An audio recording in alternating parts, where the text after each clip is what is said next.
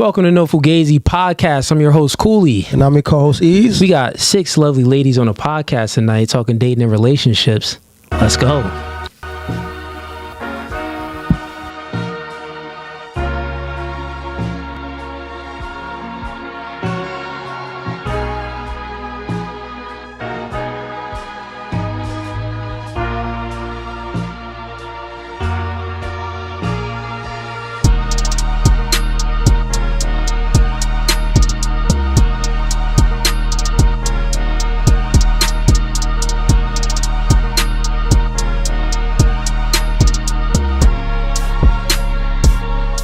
Gabby, off.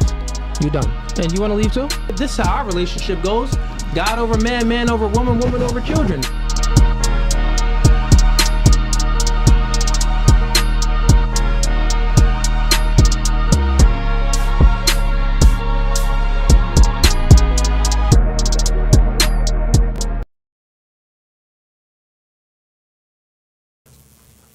All right, we are back, ladies and gents. So, we had debate night this past Wednesday and Sunday. It went pretty good, man. Actually, this Sunday, a lot of people didn't join debate night. I guess they were scared. But I did react to some fire clips and had some cool conversations. Sunday debate night was cool. I did debate a few people. So go ahead and check out the last 2 debate nights. It's very entertaining. We got a few links in the YouTube description. The first link is going to be for all of our members. If you want to become a member, click that link. We got 3 tiers. First tier is gang. Second tier is hitman. Third tier is mob ties. You join any of those tiers, you're welcome to the cookout. Ease, what you bringing to the cookout? I'm bringing... I don't know what I'm bringing. I'm bringing nothing. You ain't bringing nothing? I ain't got nothing. But nigga, hoes, nothing? You know what? I'm bringing burgers. You bringing burgers? I'm bringing burgers this time. You bringing burgers this time, okay. I've been on a burger kick with a fried egg on top of it. Oh my God. Whoever invented that, gotta thank them. This guy's a foodie over here. What's going on? Oh, I love it. Okay, the next link is going to be for coaching, one-on-one coaching. Click that link if your chick is withholding sex for compliance.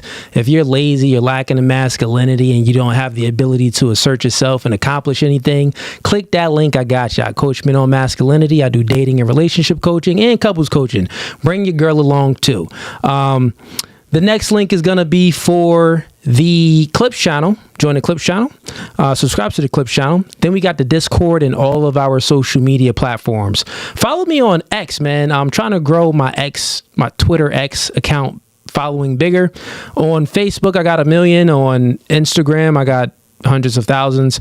But X is trash. I think I only got like 1,000 followers on X, man. Follow me, man. What's going on? 1,100. Oh, you seeing it? Yeah, it's trash. It's super trash. I do have to post more though. Post what you be posting on the Instagram. I got to post a little bit more on it, but bro. I am going to post on there. So follow me on there. Ease, you got anything you want to shout out? No, just follow me on Instagram.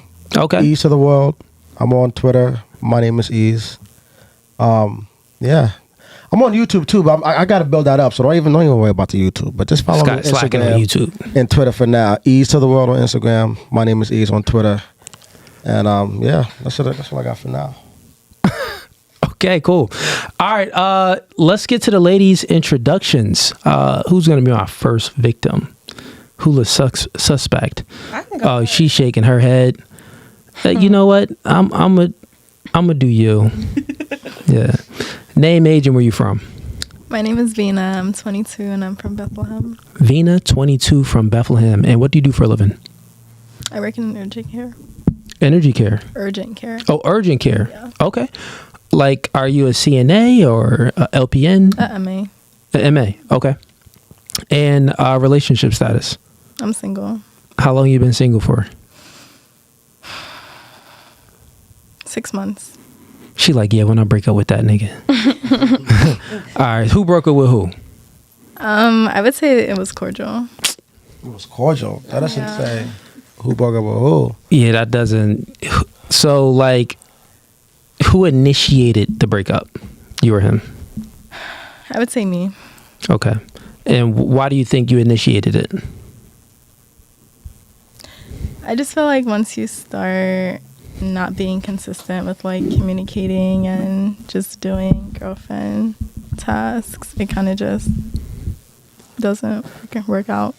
Okay, so he wasn't consistent. No, I'm saying like I wasn't consistent. Oh, you wasn't consistent. Oh, so you just really didn't see yourself. I kind of like felt bad because I was kind of like just focusing on myself. Got you. A question for you, random question. Was he like your first option, or was he like a guy that you settled with? No, he was definitely my first option. He was like an option that you, okay, Yeah. cool. And let's do fun fact. A fun fact, I like crazy stuff. Whether if it's like jumping out of a plane or like roller coasters or just like anything. Did you ever jump out of a plane? No, but I would. So how you know you like it though? Because I you never would did do it just because. You like things that give you an Like adrenaline Daredevil rush? kind of, yeah. Okay, fair enough. She's a daredevil, chat. Yeah. How many Plan Bs have you taken? Definitely none. None. Okay. Your mom's a Jehovah's Witness? No, I'm just but joking. I'm just. Okay, cool. You believe her? I believe it for now. For now, okay. We'll see if we'll come back and depending We'll on the revisit it. conversation, Yeah, we'll revisit it. We'll revisit it. See if we believe you. Moving right along. Name, age, and where you from? Yo, what's good? My name is Kyra, aka TDT, because I am the damn thing and I do the damn thing. I'm 25 years old and I'm from the Midwest. Midwest. I mean, I was born in Chicago, but I lived in Minnesota my whole life. I still rep Chi-Town though. so you was born. How long you was in Chicago for? Like 6 years. I can't. You from Minnesota? I can't represent it. You from Minnesota? Yeah, I went to high What you- school in Minnesota, Twin Cities. Yeah, you from Minnesota. It's okay. And what do you do for a living? Right now I do work in sales, but I do music on the side. I dance, produce. You dance? What kind of dancing? Like pop lock or like stripper pole dance? No, I do like hip hop, like classically trained, all that. Oh, okay. My own stuff, Got you. Videos, yeah. Okay, cool. You rap? You said rap or sing? I Oh, you sing? Yeah. Okay, you want to hit a note? Oh, right now? Yeah, go ahead, drop a note. Oh, it's from my latest song. It's called Last Girl. Check it out. Okay, wait. I've been searching for love in all the wrong places. You have filled this void and stopped my heart from making. I know I can't rely on you for all my happiness, but I'm grateful we have such a strong foundation. Yeah, that's Last Girl. Check it out. Also have a freestyle game show, though. I do like to rap, but I'm not a rapper. Freestyle game show is called Trash Bars. I invite different artists to get on there and, spit some stuff and, show me what they got. She said, I'm not a rapper. What's that one clip that they be talking like he's sitting bars? He like, I'm not a rapper. I'm not a rapper. With the glasses. Yeah. What is it? Super hot fire. Super hot fire. I'm not a rapper. I'm not a rapper. But I'm not a Yeah, if rapper. you give me a word, I can freestyle, but I'm really not a rapper. Blue. Blue. Yeah. Wait. Kyra on the track, I'm coming clean. Blue my favorite color, and I hit the scene. Wait, I'm stepping in real cute, real fine. Don't you know that I'm finna waste your time? Waste your time rapping on this effing mic. Wait, I'm coming in and I'm tight. Okay. Yes, this don't rap again. Trash bars, yeah. TDT, the damn thing. Yeah, that junk was big trash. That was trash. I big said trash. blue though. I use blue in my bars. I thought you was gonna talk about the color blue. Yeah, you said blue one time. Oh, I have to use it. You said blue one time and you went to rhyming with stuff with time. It's okay though. It's okay. I like her shoes. She wearing blue, and I got the blues clues. Yeah, Okay. Alright, That's it. We What was the on name? more. What you was naming your show? What? Trash bars. Trash bars. Yeah, Trash yeah. underscore We get it bars. now. We get it. We get Wait it. a We minute. get it. We get the trash bars. The singing was, what I mean? You Singing, had the yeah. soul in Do your the voice. singing. Thank you. But the Last bars girl. was lacking. Last girl, Kyra, Kiara. And fun fact about you. Fun fact. I've traveled to Europe before. I love London. I love Berlin. I love Paris. Europe is a dope spot, and I live out in London. It's expensive as crap, but yeah, I really do like Europe. I've been able to travel there for music and stuff, so Okay. go there again. Cool. Hey, chat. Put a 1 in the chat if the audio's good. Actually, let me check it. Fun fact about you. Oh no, the audio is good. Okay, cool. Never mind, chat. You don't have to put that 1 in the chat. The audio's good. Let's go with relationship status. I'm in a loving relationship. Okay. How long? 2 years in May. 2 years in May. Okay, cool. And have you ever taken a Plan B? Never. I have birth control. You on birth control? Yeah. Okay. You believe her? I believe that. Okay, you believe. that. Okay, I fair have a question enough. for you though when you get to everybody. Yeah, you could ask your questions. Moving right along. Name, age, and where you from? My name is Safira. I'm 31. I'm from Philly. Go Birds all day, champions. Yeah, I got lucky. Okay, and Safira, what do you do for a living? I'm a hairstylist. Hairstylist. Yes, indeed. Cool. Relationship status. Single. How long you been single for? About 2-3 years. 2 to 3 years. Wait, how old did you say you were? 31. 31. You got kids? Yes, I do. How many? 2. Okay. All right. And let's go with a fun fact.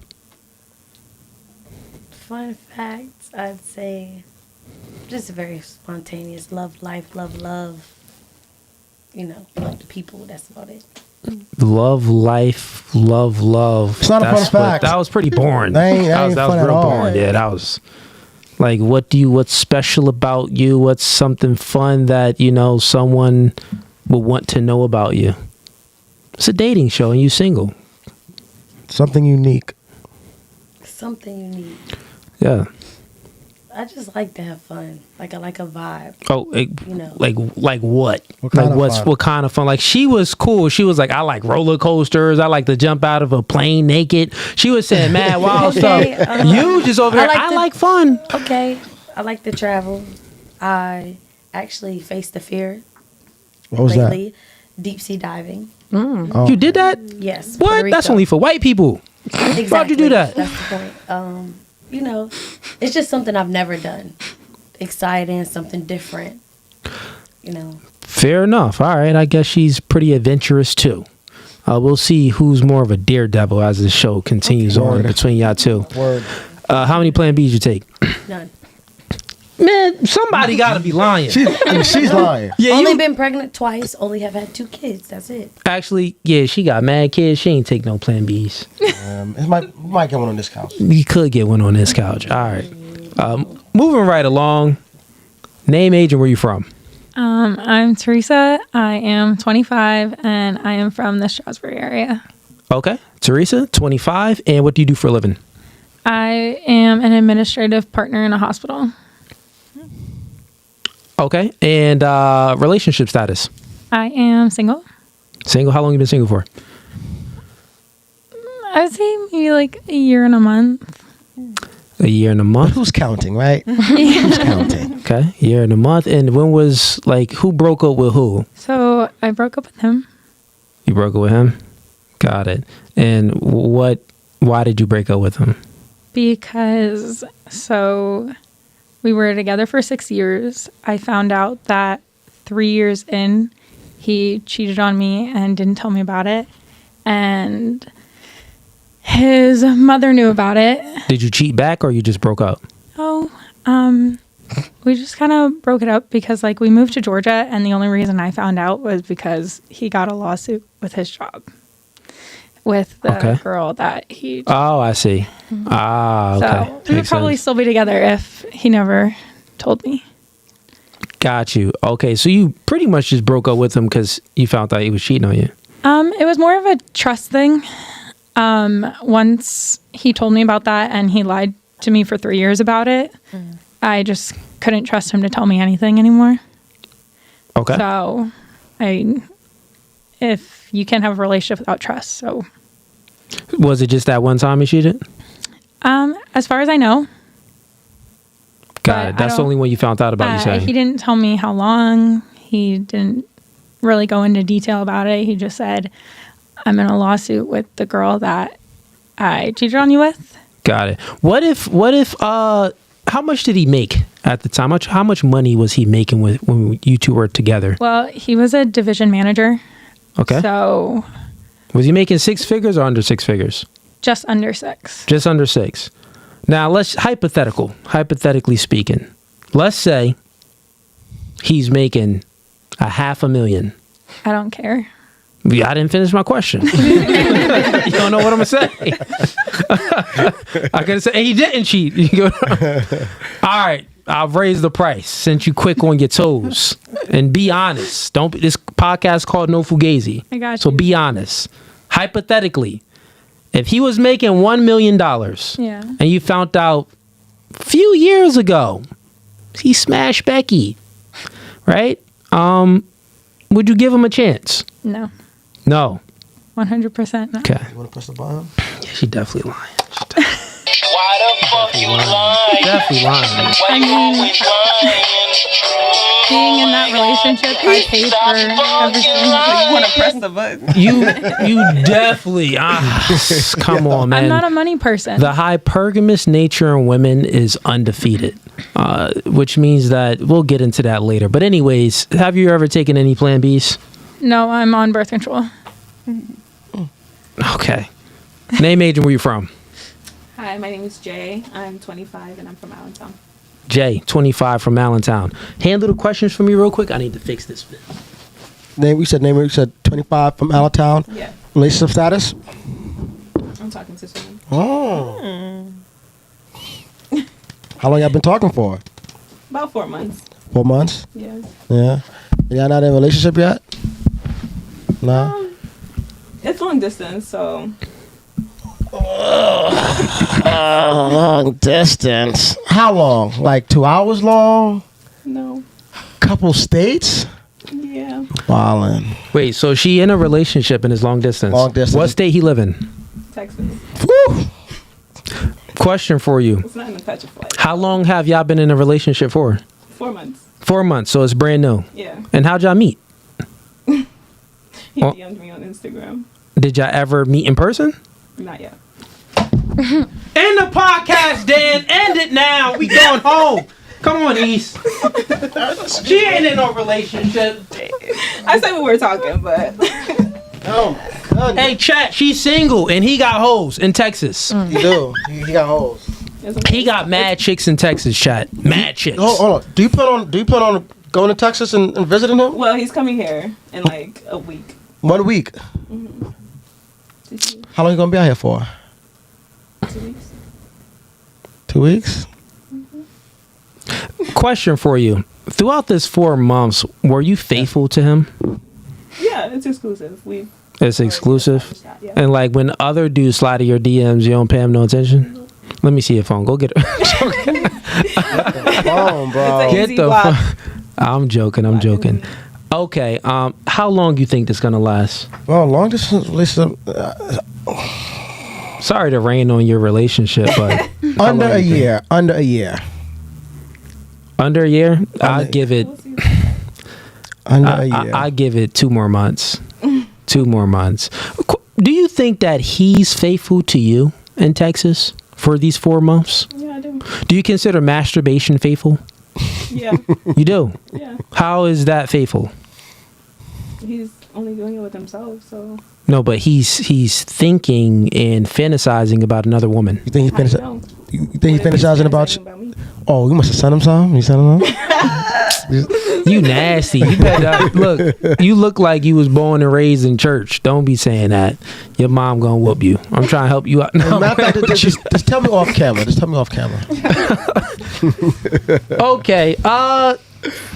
Funny, y'all a little low key, but we gotta get y'all going. We're gonna get y'all going a little We'll bit. definitely get 'em going. Gotta get y'all going.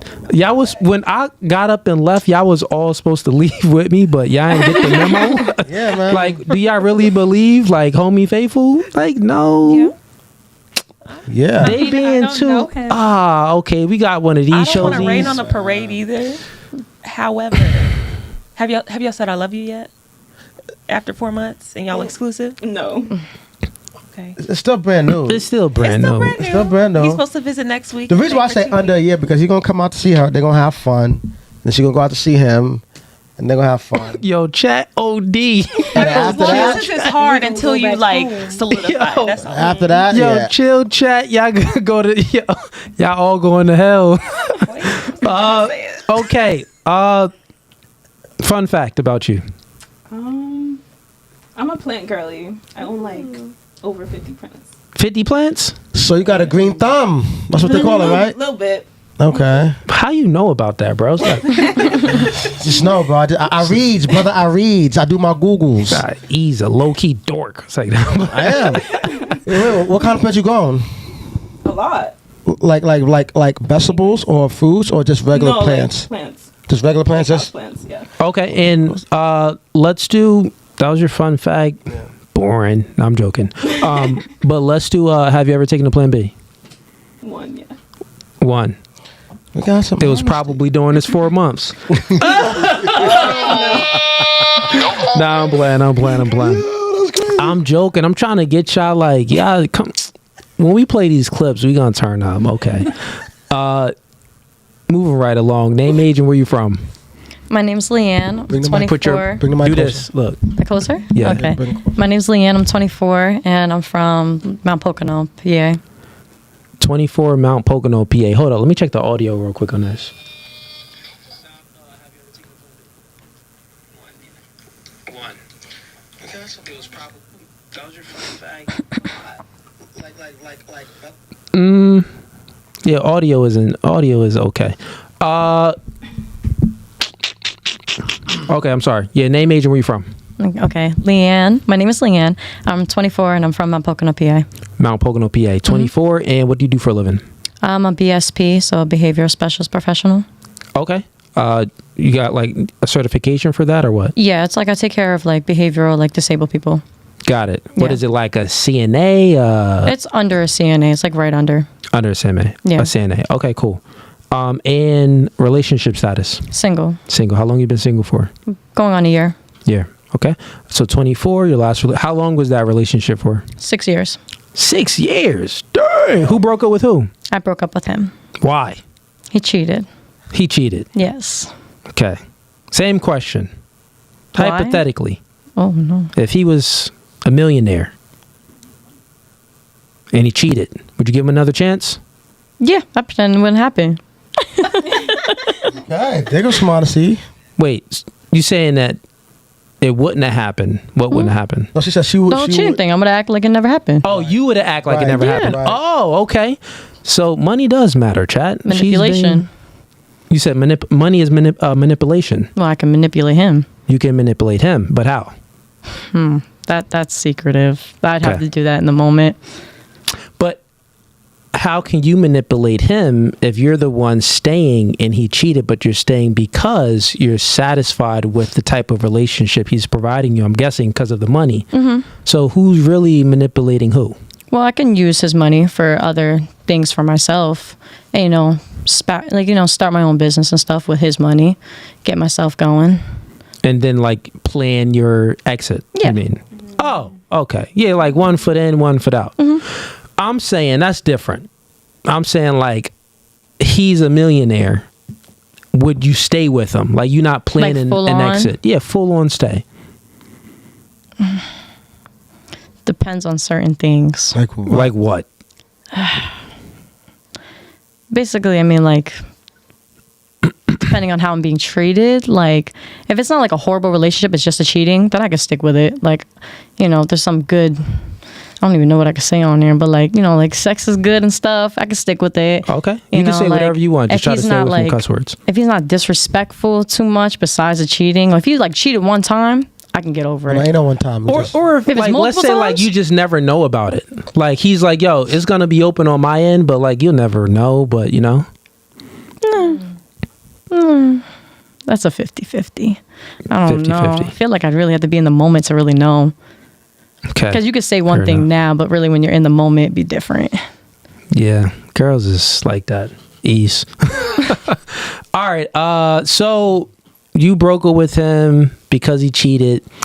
Did you do anything wrong in that relationship? Do you think that you were a princess that entire time, or did you provoke him to cheat, or what was it? No, he just went ahead and seen something that he wanted, and he exercised that option. It was a back and forth thing, kind of. Like, I wasn't innocent myself. I know that. Did you ever cheat? Yes. Oh, guess- dang, he was cheating too. Yes, he did. Come on. Who cheated first? Him. How you know?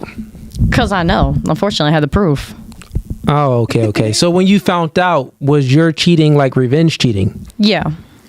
Out of anger. Were you satisfied with the guy you chose to revenge cheat with? It wasn't even like anything like sexually. There was like the most minor and pathetic thing, but he took it out of context. Like, just texting. It was like, texting is 100% fully cheating. yes, that is considered cheating. But like compared to what he did, I only did like a small basic of it. Like texting a girl in a relationship compared a girl in a relationship texting another guy. A guy in that same relationship smashing another girl.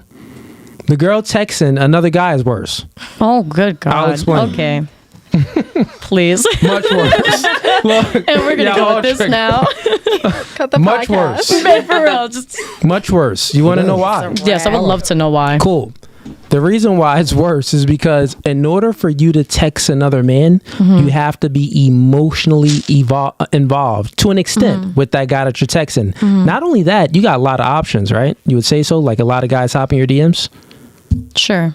Yeah, a lot of guys hop in your DMs, right? So out of like all of those guys that hop in your DMs, you chose Tyrone. Like out of all those guys. So you disqualified many. And the fact that you chose Tyrone means that you built up some emotional connection with Tyrone. He had that it factor for you. But therefore, your boyfriend, Brian, he was just exercising the option. He seen Brittany threw it at him. He called it. He smashed. No emotional ties. It was just from a physical aspect when it came to your boyfriend cheating. But with you cheating, it was emotional. How do you know that, though? 100% it was emotional. Not all females are emotional, though. So you have no emotions? Not really. She is a liar. No, don't do that. Where's my button not working? Exactly. Dad, you lying. No, that's why it didn't work, because it's not true. Okay. She said, chat, she says she's not emotional. I get called heartless a lot, so. Okay.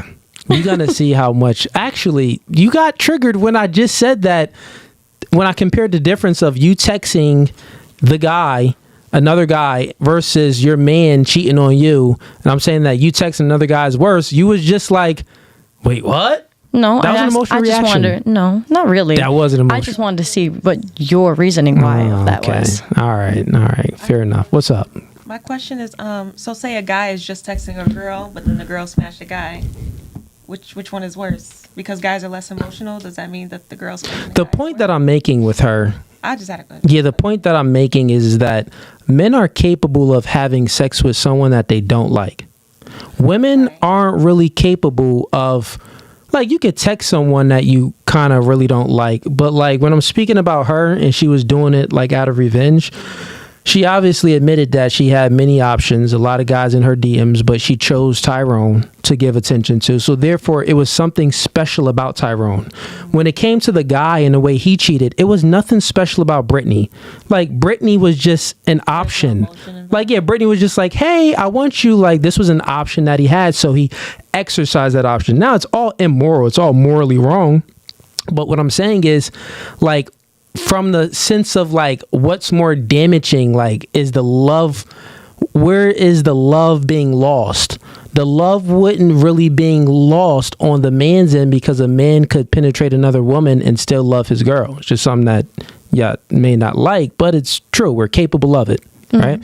The reason why is because we are capable of having sex with someone that we do not like. So we are capable of having sex with someone that we hate.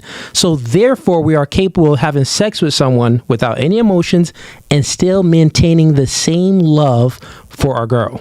So what happens if they cheated on you with that person and end up getting into a relationship with them? That's much different. You just wasn't the right one. He moved on. He found the better option. Now, the rabbit hole goes deeper, ladies. We could get into this, and y'all don't have to agree with what I'm saying. You could totally be like, no, Cooley, I want to say something next. Please let me know your opinions. Don't just agree with me, right? The thing is, men are capable of loving multiple women. You don't think it's true? You have kids, right? Who has kids? You got kids? You got two or one? Just one. You got one. A question for you. You got two. So let's do this exercise real quick. You got one kid. When you had your kid, boy or girl? Girl. Girl. When your girl arrived, it was like the best love ever that you felt, right? No. It wasn't the best love that you felt? Not for a while, no. Oh. God dang.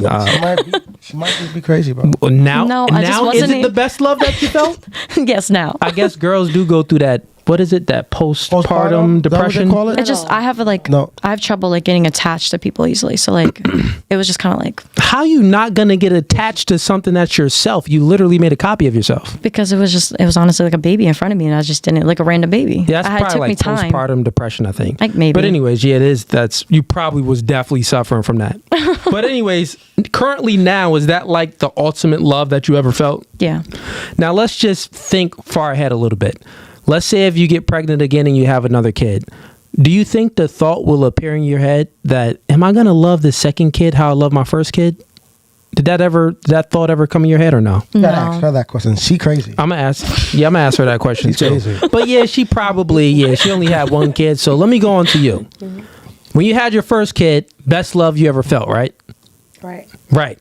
Then when you was about to have your second kid, before you had the second kid, like while the belly was there, didn't you think for a moment, be honest, will I love my second kid just as much as I love my first kid? Did that thought ever appear in your head? Honestly, no, because I think I was going through so much with that child's father. Okay. I had, other stuff going on. Okay, so then that's totally fine. So then that means that when you gave birth to your second kid, the love that you have for your first kid and your second kid, is it equal? Honestly, I don't know if it's equal, but I can say that. God dang, these women are heartless. No. I'm not saying like in a sense it's not that it's not equal. It's just because it was so much worse in that situation I was in with my son's father. I didn't even want. She answered the want question. my child. I didn't want nothing, no part of him. You know what I Okay, mean? yeah, I see what you're Like, saying. But you answered the so question. it's not that I didn't love him anymore. But you it's do just- love both. Do you love both your kids equally now? Yeah, I do. Okay, yeah, I do. that's all I wanted to make the point. You love both your kids equally now. What I'm trying to insinuate here is not even insinuate. What I'm telling you is a man is capable of loving two chicks equally the same. You are incapable of loving two men equally the same because you can only serve one master. The reason why is sex is the most ultimate form of submission for a woman. If you are having sex with one man, you are doing the most ultimate form of submission. If you have sex with another man, you are still doing the most ultimate form of submission, but you're not fully giving yourself to one man. You're separating it, right? But for men, sex isn't the most ultimate form of submission for us. It's just a form of dominating. Right? Yeah. So it's different. Men, we can love multiple chicks. Women, y'all can't. That's like your actual opinion? No, that's like if you fact? even if you go back through thousands of years ago, all the kings and the sultans in the Bible had many wives. They just did. But King David, mad wives. You don't think women can love multiple men? No, not the same and equally. Now they can like men can. Okay. Yeah, they won't love them like equally. A Nick Cannon women would love certain things about a man. Like you'll love a man because he's charming, he's charismatic, but then the other guy you'll love him because he's financially stable. Another guy you'll love him because maybe he's funny. So you'll like pick and choose different things that you love about the man, but you won't actually love both men or many men equally. Yeah, it won't be the same. You can love a woman on yes. the same level. This baddie over here, this baddie over here. Yes. You know why? Because we're not complex creatures like you are. We're very simple. Sex, sandwiches, and submissiveness. The 3 S's. You give us those, we good. That's insane. Yeah. It's the first time I heard the 3 S's. No one's triggered yet? All right. God dang. Not yet. All right. We just warming up. We just warming up. Chat, I'm testing them right now. Okay, cool. Ease, anything? Not Actually, did we get into her fun fact? No, we did not. Yeah. Let's fun fact about you. Her fun fact is that she's crazy. That is actually very much so. Yo, you crazy. Besides being a sociopath, you're not a sociopath. Maybe just a little bit. I don't know. I'm a fighter. So Craziness. So you like to fight? Yeah. Like fist fight? Fist fight, yeah. For sure. Okay, so she likes so. And have you ever taken any Plan Bs? Oh, yeah. Oh, my bad. She being Too early. God dang. She being real. Okay. Honest. How many do you okay. take? I don't know. Take a guess. Oh, yeah, I don't know. Can't take it really. More than 5? Yeah, for sure. More than 10? Maybe. What? What? More than 10? Possibly. Do your body ovaries even work? What's going on? This girl. I can't take like birth control. You don't believe in condoms? They got women condoms. Yeah, but condoms are not as. They got the condoms, but I feel like you're not wearing the condoms. I've never tried it, so Oh, the dental dam. that sure. Never Wait, tried what? it. I thought that was for women with women. No, we use it for intercourse as well. Yes. All right. Damn. Okay, ladies. Let's Level on the edge here, huh? let's get to the first. Well, actually, any questions before we get to the first clip? Kai, didn't you say you had a You question? said you had a question. Do you remember? Oh, I remember the question. Okay. Let's get to it. Okay. Yeah, you said you do like relationship advice. You like, subscribe to this, subscribe to that. I Yeah. talk about masculinity. Yeah. What do you think makes you like qualified? And like, do you have a woman? Like, do you feel like you can give that advice if you don't have a woman? I don't know if you're single or what, but like, how are you qualified to give that advice to men out there? Yeah. So, if a guy, so really, is you looking for more of? You're pretty much insinuating that I need to have like a certificate or a title to give the advice, right? Pretty much, Yeah, essentially. like a certificate, or like, are you in a relationship to give relationship advice? Yeah, like I need to be doing it, or like I need a certificate. I need some type of. So let me just ask you a question to answer it, right? So let's say a mechanic that has 15 years of fixing cars versus another mechanic that has a certificate. He went through school and everything. He got a certificate, but he only has 2 years of experience. Who do you think? Who would you trust to fix your car? I want the guy with more years under his belt. I rest my case. So what I'm saying is, what you committed was a logical fallacy. It's a logical fallacy called appeal to authority, which means that it's nonsensical asking a question based off of, well, what qualifies you for something? You get what I'm saying? Like, you need a title, you need a certificate, you need something. But to answer your question, yeah, I'm in a relationship, and I guess that answers that question. So yeah. So yes, no one doesn't really need to have able to give advice to other men in that chat about masculinity, about relationship advice. Like, your women are solid. I wouldn't be doing it if I didn't feel like, and people wouldn't be signing up if they didn't think I was. Some people fake the funk, so I didn't know you weren't single, so I was curious. Yeah. Some people do fake the funk, but Not on Fugazee. Yeah, not on no Fugazi. We keep it a buck. We keep it a buck here. Okay. So I mean, like, something came out about Dr. Umar, and Dr. Umar is pro-black this, pro-black that. But then it just came out yesterday, I think it was, that he's, and once again, he's like not with the snow bunnies. Oh, black man being with the snow bunny, like he's fully pro-black, like to the point where he's basically racist, right? And he's all about uplifting up women and all of this stuff. News came out that his daughter that he has, he'd never even seen his daughter. He never even spoke to his daughter. Biological daughter. Now, he was paying child support, what he said, but he never actually was taking care of his daughter. Now, he goes on podcasts and he speaks about, women coming from fatherless homes. So he knows the truth about the damage that it does to a young girl when she doesn't have a father around, that masculine figure. But he's preaching something, but he's literally doing the opposite, like literally doing the opposite. So that's not this over here. You get what I'm saying? Yeah. That's not this over here at all.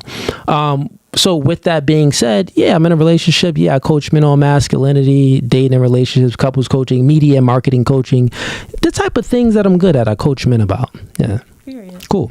Yep. So when you go back and you start thinking about things like that, that example that I gave you, that's a logical fallacy. You kind of want to look at things and say, instead of asking me, like, do I think that I'm qualified? Maybe reach out to someone that I coached and say, hey, is he qualified? Like, the advice that he's giving you, that's like kind of the only way you can, see if it's based off of merit, like if I'm doing a good job. Because I could lie. What I'm saying is, I gave the Dr. Umar example because niggas be lying, right? But then, like, for me, I could still be lying. You won't really know the truth. The only way to really know the truth is you want to find out who I'm coaching and see if, what feedback they give about my coaching style and stuff like that. So, yeah. Cool. But anyways, good question. I appreciate it. I get those questions all the time on my debating panels, and I'll be thrashing people. Anyone else? No? No questions? Dan, let's play the first clip. Other one, Dan. Go back. The other one. No, the big one. Go down. Oh, right here? Nope. No, that one, Dan. Yep. There we go. I slept with a married man. I didn't know he was married. Well, that's happened to all of us a couple of times because sometimes men can be liars. Men are the biggest liars. Mike. And I didn't know he was married until he flew me and us to his place in Las Vegas. And I said, who is this woman on your wall? And he goes, oh, my wife. I go, oh, like the baseball player that I made you come with me to Newport to visit. And Chloe's like, hey, just so you know, I was talking to the microphone, Malika. Sorry, Chloe's like, just so you know, I just walked to the bathroom, and across from the bathroom is like family photos and a woman and this, that, and the other. And I go, what? Men and she goes, ain't shit. Like, literally, I'm like, Chloe, I'm going to go on a date with this guy. And she's like, oh, okay. And I'm like, this was like before Google was it? Well, okay. And yes. She's going, she's going, just go on a date, have fun. She's not scared. I'm scared. So she's like, I'm like, well, will you come with me? Yeah. So I tell him, I'm like, I'll come to Newport, but my best friend's coming with me. He's like, oh, okay. And then she caught everything. If I hadn't brought her, but he collected the rest. He collected all the other family photos and forgot one. And I was snooping, and I said, a little bit.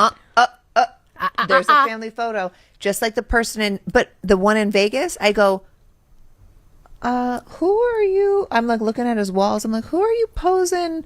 You were there, by the way, like a prom picture. Yeah. Mm-hmm. I go, who is this woman in the photo with you? He's like, my wife. You know, I'm married.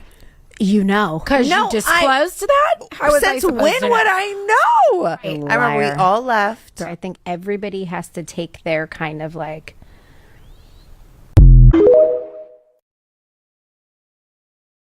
Remember that time when I slept with Just hit stop sharing. Just hit stop sharing, bro. It's right there. Yeah. And make it big on clicking the arrow thing. Yep. Cool. So ladies, yeah, pretty much just watched that clip. That clip was about them sleeping with married men. I guess one of them knew that the woman was married. The other one didn't. Chloe knew that she was sleeping with a married man, but the black girl didn't know. No, Chloe didn't know. Chloe didn't know. But then the black girl came and she did some snooping around and she found a picture and was like, yo, he's married. Okay, so Chloe didn't know. Okay, cool. Let's start with you.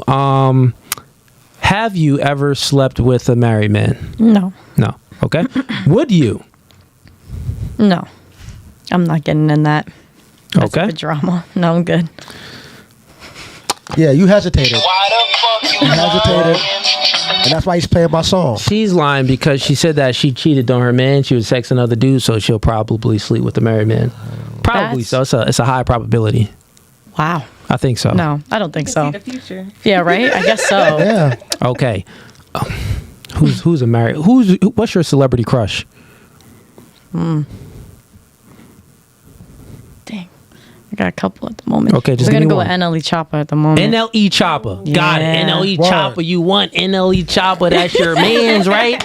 Let's say NLE Chopper married though. But he slides in your DMs. He giving you all that love bombing. Listen, Blondie, some money. I want you. I need you. I gotta have you.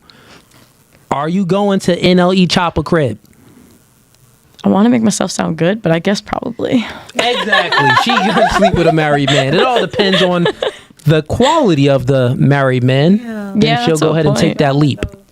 All right. Oh, she's being no Fugazi now. She's being no Fugazi. We appreciate that. Yeah. Moving right along. Question: have you ever slept with a married man or no? I have not. No. Would you? No. You want to? Not at all. How do you know the guy in Texas isn't married? That's a good question. You never met him before, but you're in a relationship with him. He can be hiding a lot of stuff from you. I can't do anything about what I don't know. I mean, I haven't met him. I haven't slept with him, so. Fair enough. Moving right along. Ever slept with the married man? No. No. Put your mic down a little bit. Speak it to it. Sorry. No. No. Okay. And would you? I mean, is it like her not answer to depending sound- on the quality No. of him?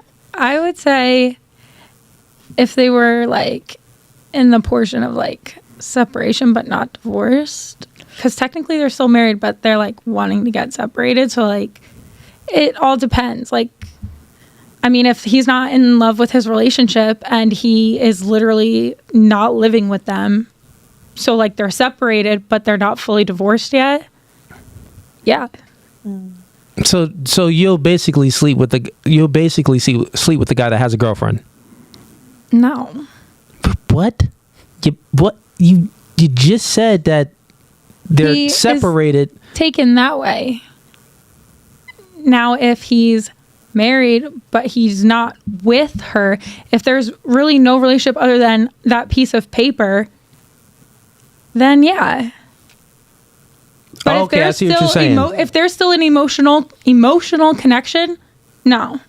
Okay, I see what you're saying. If they are emotionally detached, yeah. What if he's emotionally detached from her, but she's not emotionally detached from him? I mean, I haven't run into that situation, so I couldn't give you a yes or no answer. You just don't know. You definitely have. Okay, fair enough. Moving right along. What about you? I would say no, but married men are definitely the most single. She said no, but married men are the most single? Yeah. Explain that for me. Let's just say I've definitely encountered one who tried to lie about it, but then I found out because he ended up being truthful. Ended up just kind of like telling me what it was while still trying to apply pressure for me to be, I guess, his side since he's married. Okay. Remember just like 10 minutes ago when I was saying like a man can love multiple chicks? Anyways, dum. It's kind of making sense a little bit, right?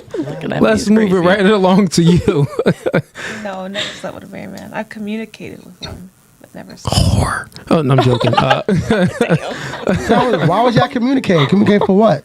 Oh, I was looking for a sugar daddy. Oh. And then I found out he was married. I'm like, straight turn off, right? No, yeah. I'm You like, was looking dog, for I a don't sugar. know Have you ever had a sugar daddy before? You have. I need one. And Put me on. did you give up sugar? No.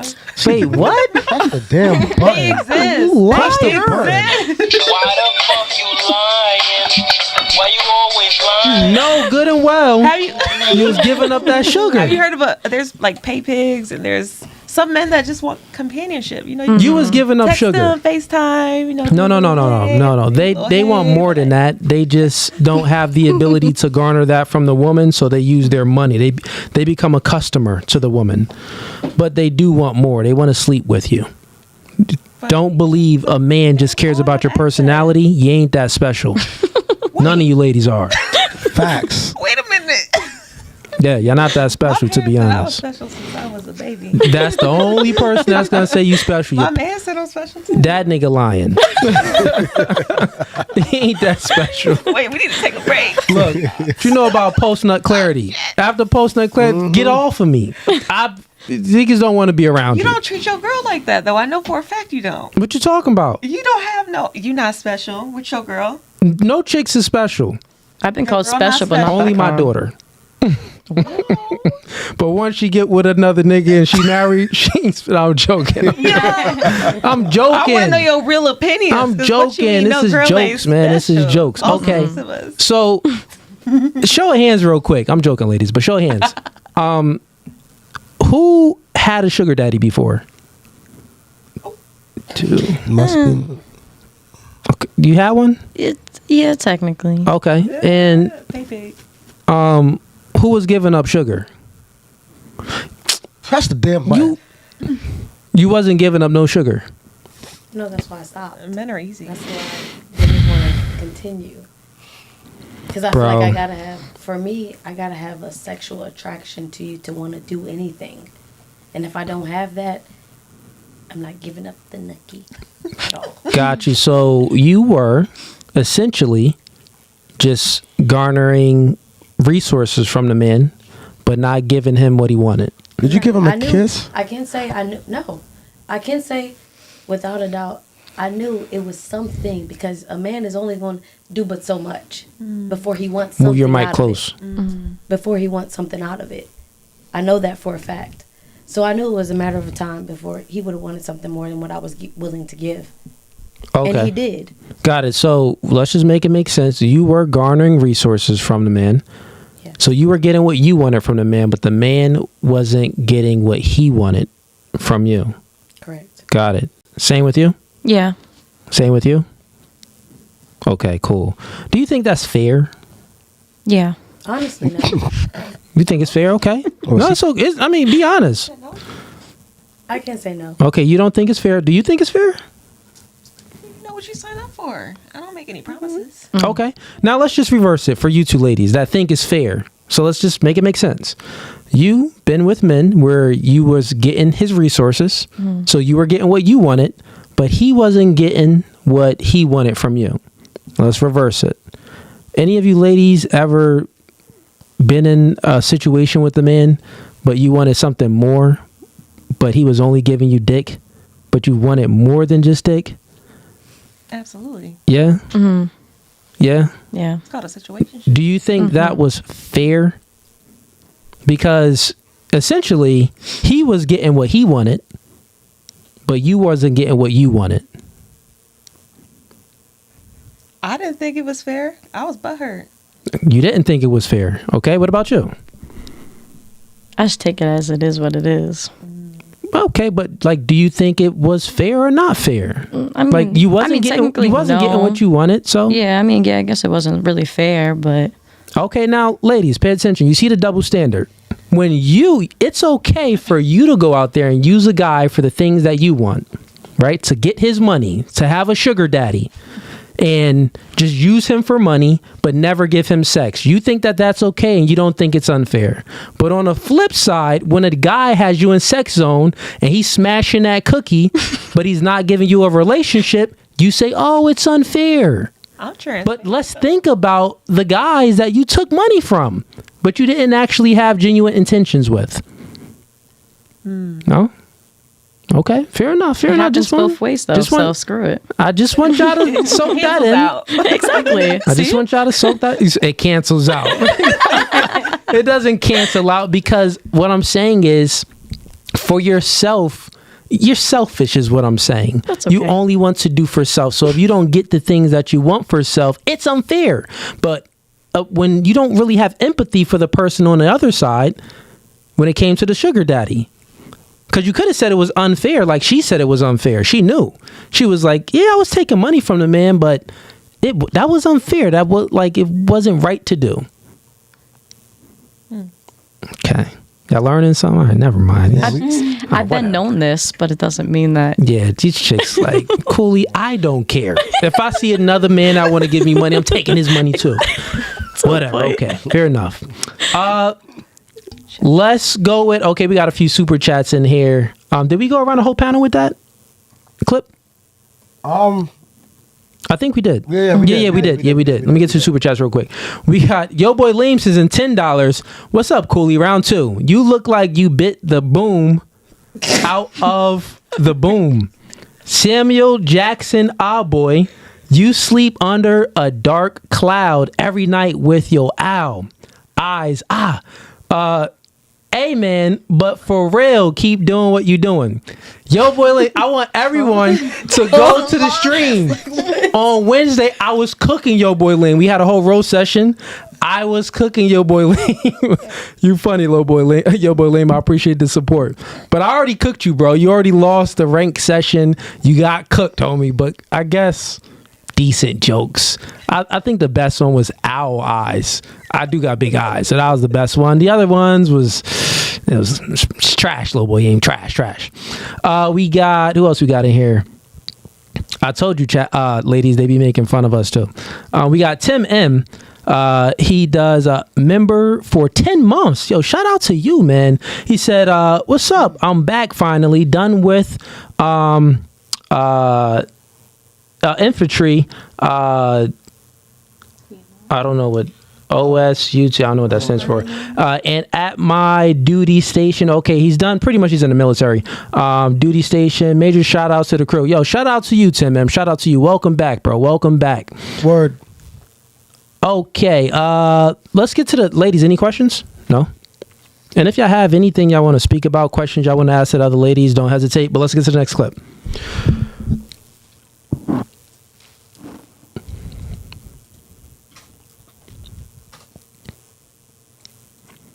Yep. This is the next one? Okay. Let's pick it up. Mute us real quick, Dan.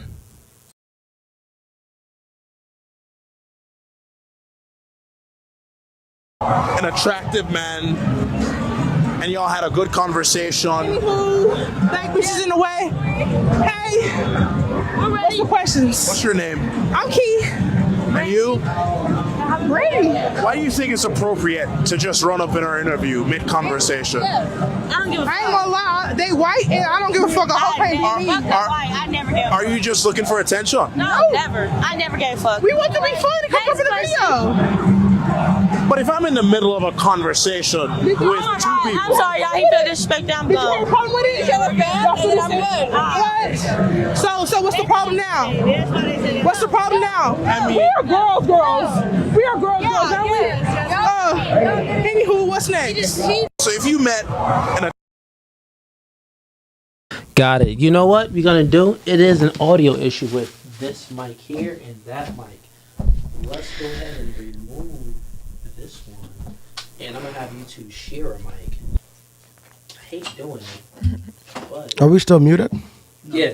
We not? Okay, cool. That's fine. We not? We're not. Chat. What up, chat? What up? I see y'all live in there. Hold on. Let me see.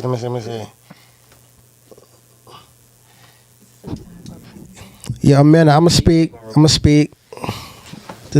me just, warm up real quick. You know what I'm saying? But I got you. I'm gonna make sure I say my piece.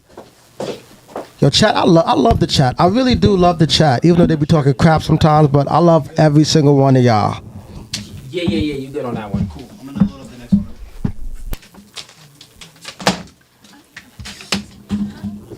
Yeah, do that now. Yeah, word.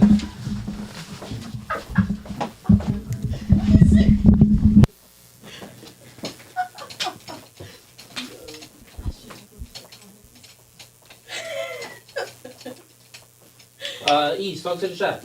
Let them know what we're doing. Just fixing the mics right Oh, yeah, chat, we fixing the mics right now. The girls went to go use the restroom. Yo, chat, as a matter of fact, I'll read the ones who didn't pay. Cooley can't stop me. Stan, nah, bro, how you think you can just do that? Cairo 91, what the F that Will was doing? Sir Lord Sean, Sir Lord Sean, Adam. Is God who's supposed to be hiding from himself in the garden? John 1:18. No one never seen God but the only son Adam, who himself are God. Nicole, they thought Duda was gonna be with it. Jordan, the shout out Kai music. Chat. Okay, we just fixed the mics. We're gonna have two of the girls share a mic because the audio isn't currently working proper on that one. Let me turn this off real quick. Slide over here. And cue that.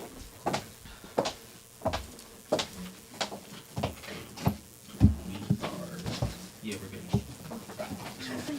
All right, ladies, come on back.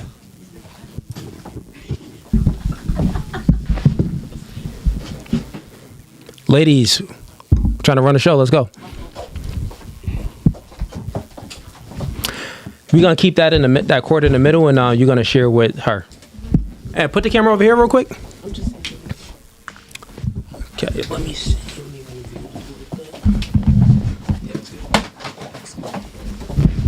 We do it live, chat. Little technical difficulties, but it's okay. The mic was working, but it just wasn't as loud as it needed to be. So I didn't feel like going back there to spend 15 minutes troubleshooting. So y'all can share a mic. Y'all be fine. For right now, one of y'all can just hold it up like this. The mic could be here. And whenever it's time for one of you to speak, you just pass it that way. Same over there. Wait, so it's 1, 2. Oh, yeah, that's good. All right, let's see here. We got, Yo Boy Lame again. I'll get to this. I can read it real quick. Yo Boy Lame sends in $5. Yo, Cooley, this guy, Jamal, Brandon, and some random nobody made a short on you talking crap about you, bro. Check that out, bro. I'm just looking out for your brother. I think I seen that. Bunch of lame saying some stuff, man. It doesn't matter. Man, when you're as successful as me, you're going to have haters, bro. That's what comes with the territory. Who, me? Nah, I don't make reaction videos really about these guys. Only just if they're making up lies, I'll correct the lies. But other than that, nah, I'm not gonna talk junk on nobody. Listen, any of these dudes, they already know what it is. Like, bro, in person, they don't have the same energy. Y'all seen what happened with Mr. Let Go? He didn't have the same energy when we had that debate. When I seen him in person, easy to tell you what happened. Punked him. He was scared. Most of these dudes are lame. I'm 6'4", 200 pounds, have the blicky on me at all times. They don't want it. So, and I don't have any security. I could walk around by myself, but trust and believe, these lames, these blue pill simp dudes that talk crap, they don't want no smoke, bro. No smoke at all. But anyways, let's get back to normal schedule programming. We got the next clip, Dan. Wait, actually, no. We played that first clip, but we didn't go around. Right, exactly. Let's play it one more time, actually, because we was about to go around, but I changed the mic situation.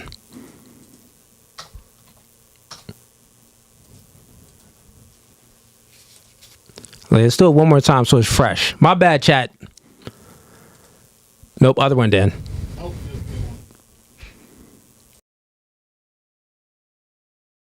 Met an attractive man and y'all had a good conversation. Anywho, thank bitches in the way. Hey, what's the questions? What's your name? I'm Key. And you? I'm ready. Why do you think it's appropriate to just run up in our interview mid-conversation? I ain't gonna lie, they white and I don't give a fuck. I never gave a fuck. Are you just looking for attention? No, never. I never gave a fuck. We want to be fun and come up in the video. But if I'm in the middle of a conversation with two people... I'm sorry, y'all. He feel disrespect down below. You have a problem with it? I'm good. So what's the problem now? What's the problem now? We are girls. We are girls, aren't we? Anywho, what's next? So if you met in a... Perspective on this.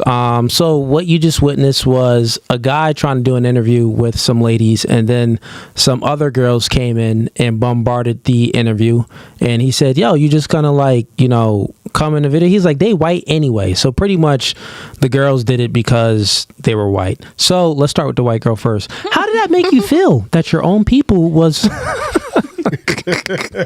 That's funny, right? You said that's your own people. Go ahead. And you can put the mic to you. Yeah. Mm-hmm.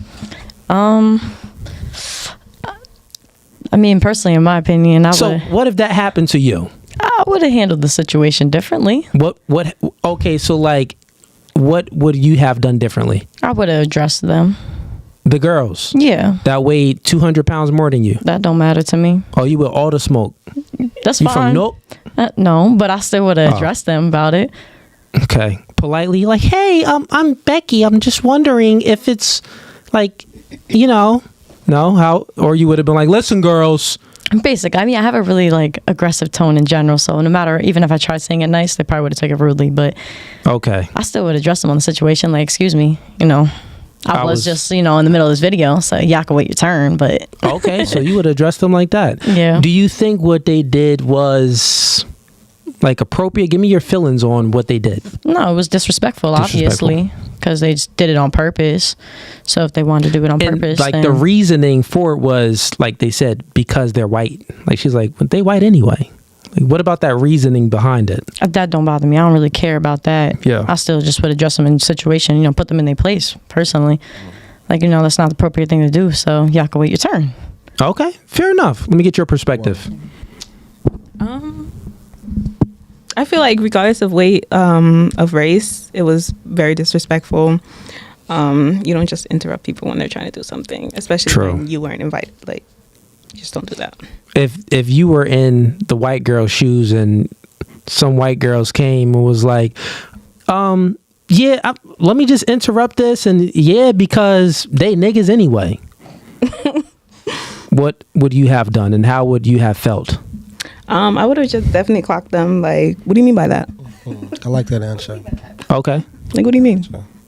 Or like not nigga, but like what if she was like, they're black anyway? Like, yeah, it would have been the same thing. Would have been the same thing. What are you talking about? Okay. Yeah. Fair enough. Let's go around. You said you would have clocked them, then asked them, or would you have asked them, then clocked them? Which one would have came first? Whichever one comes first. Whichever one's come first. Give me your take on that. I mean, me personally, I probably would have just walked away. I'm a very non-confrontational person. Okay.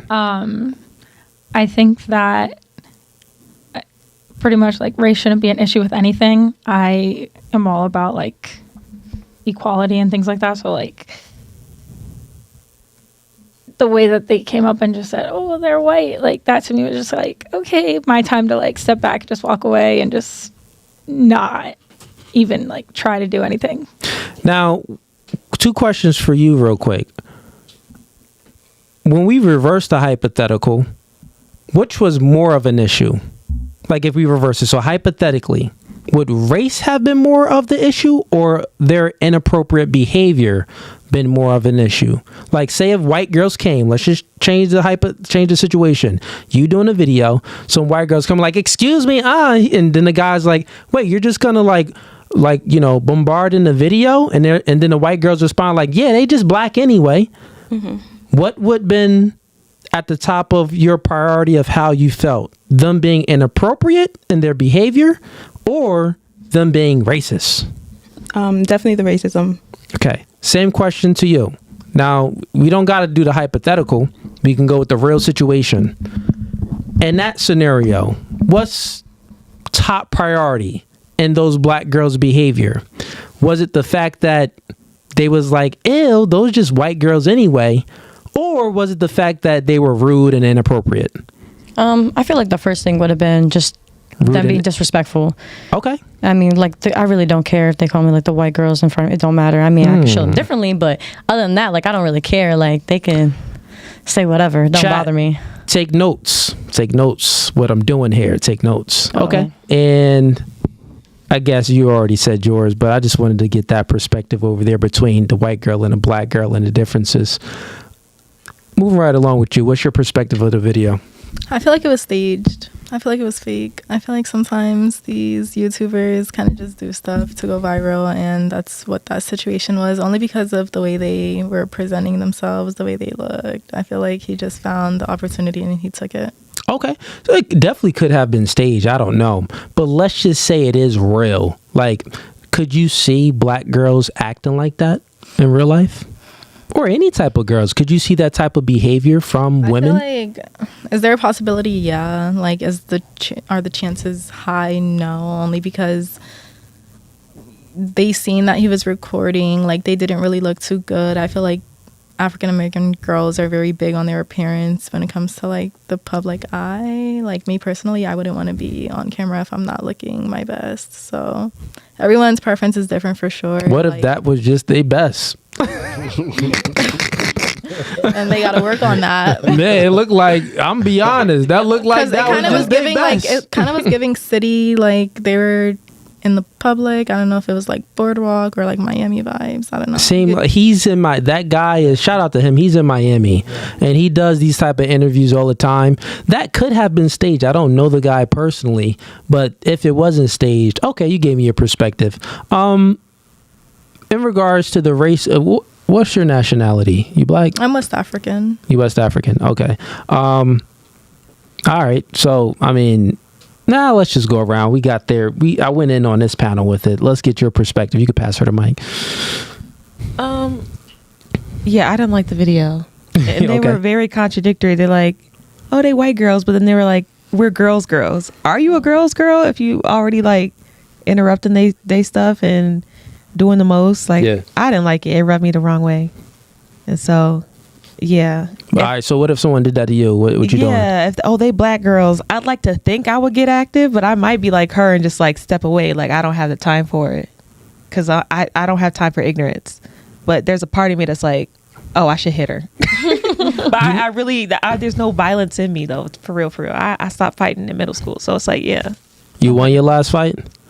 No. I did. It was my best friend, actually. We're best friends now. She lives in Virginia too. And we still close. Fair enough. And what's your thoughts on that video? I definitely feel like it was... You could put the mic up to you. I definitely feel like it was rude to interrupt. But I do feel like they was also drunk. And they was not really... You can clearly see they really didn't care. Like, I feel like they would have did it with anybody. Okay. Do you think that being drunk, we should excuse their poor behavior just because they were intoxicated? Not at all. That's why I said I definitely feel like they was rude. Yeah. For interrupting their interview because they clearly was standing there talking to, the host or whatever. Yeah. Okay. Fair enough. All right. Ease, you want to give your perspective on that? Yeah, I didn't like the video either. I think the host, he should have checked them. Like, yo, what are you doing? And I think he should have shunned them out of the video, in my opinion. I think he did. I feel like he No, he was... See, I would have been about it different. I would have been like, excuse me, you see me talking to them. Can you get the hell out the camera? Move.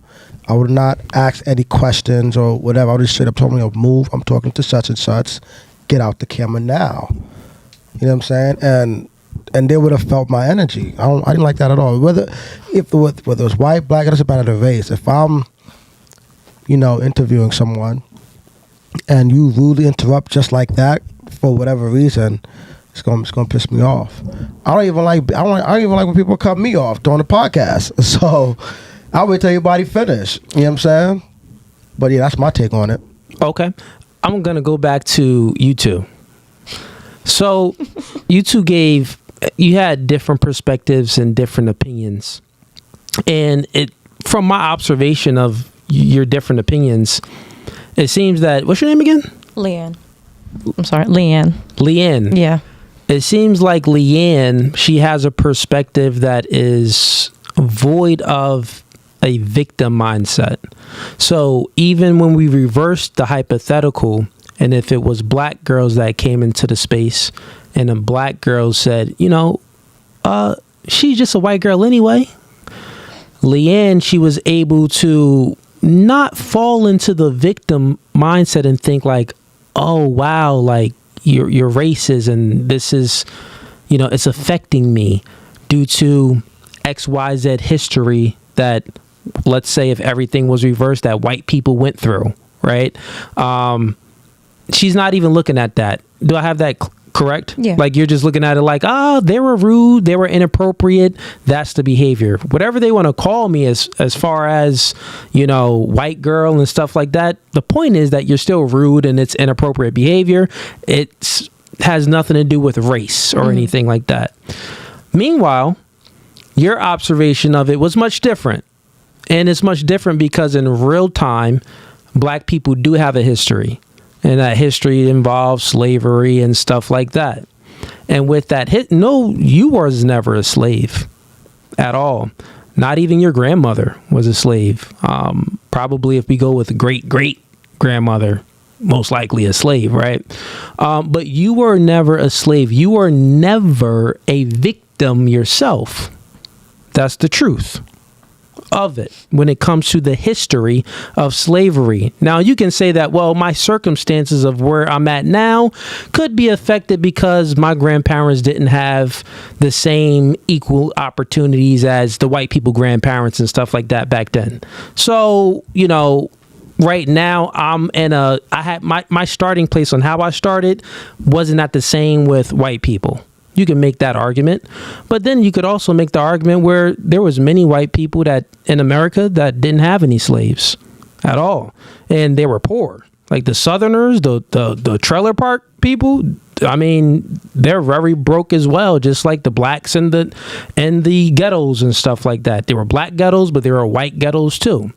So I say all of that to say, and just correct me if I'm wrong on my observation, because I just want to understand your mindset.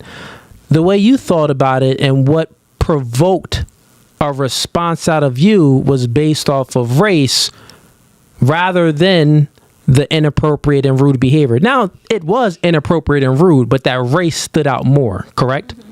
And the reason why the race stood out more is because the history that Black Americans been through in the past. So when we put that on yours, what I'm saying is you was actually never a victim. But internally, you still have this victim mindset like, my past ancestors been through things, so like I went through things. You get what I'm saying? But in reality, take the mic. I want to get your perspective because this is my observation, right? But in reality, what I'm saying is you're never a victim. You could have adopted her same mindset and been like, hey, those was rude, inappropriate people. Probably racist too. Like black people can be racist. Those black people that was doing it to those white girls, I would say those black people is racist, right? That's what I would say. Racist is just being prejudging and being prejudiced based off of race. That's all it is. And like discriminating based off of race. So what's your perspective about my observation? I would have to disagree with you. Sure, go ahead. Let me hear. I feel like, I didn't experience slavery. Okay. But the video was racist. Sure. Like talking about race. Mm-hmm. I've experienced racism, so I can very much feel emotions about it. Got it. So you said that you experienced racism, so you can have an experience where it's like, I experienced racism before, like white people being racist. So this would be triggering and bring up past traumas because other white people was racist. So now they're doing it. This is racist. Got it. So let me ask you a question. Have you ever experienced black people being racist to you? Yes, because my baby father is black. So like a lot of his family disagree with him being with a white girl. So I get a lot of comments towards it. Perfect. Give the mic back to her. So the white girl experienced racism too. But in her mindset, she wasn't a victim. She didn't think about like, well, her past experiences with racism didn't trigger her to make her prioritize the racists in the video. She just prioritized their bad behavior and them being inappropriate and disrespectful, which is true. You get what I'm saying?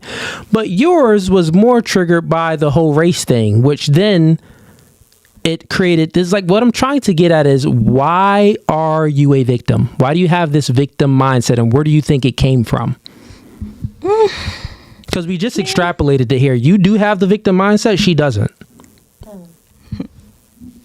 mean, I would because she did experience racism. There's levels to it. There's definitely levels to it.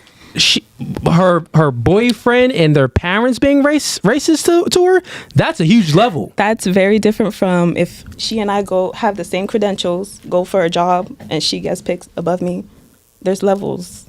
Like that doesn't happen. With affirmative action and DEI, that doesn't happen. You know what affirmative action is? Yeah. That stopped back in, I think, 2020.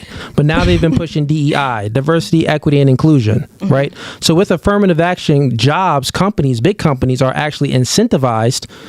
They get grants and stuff like they're incentivized to hire, to be diverse, to hire women, to hire black people, Puerto Ricans, stuff like that. So, and also even in colleges, there's a fact. The fact is black women are the highest out of all people, all races and genders in America.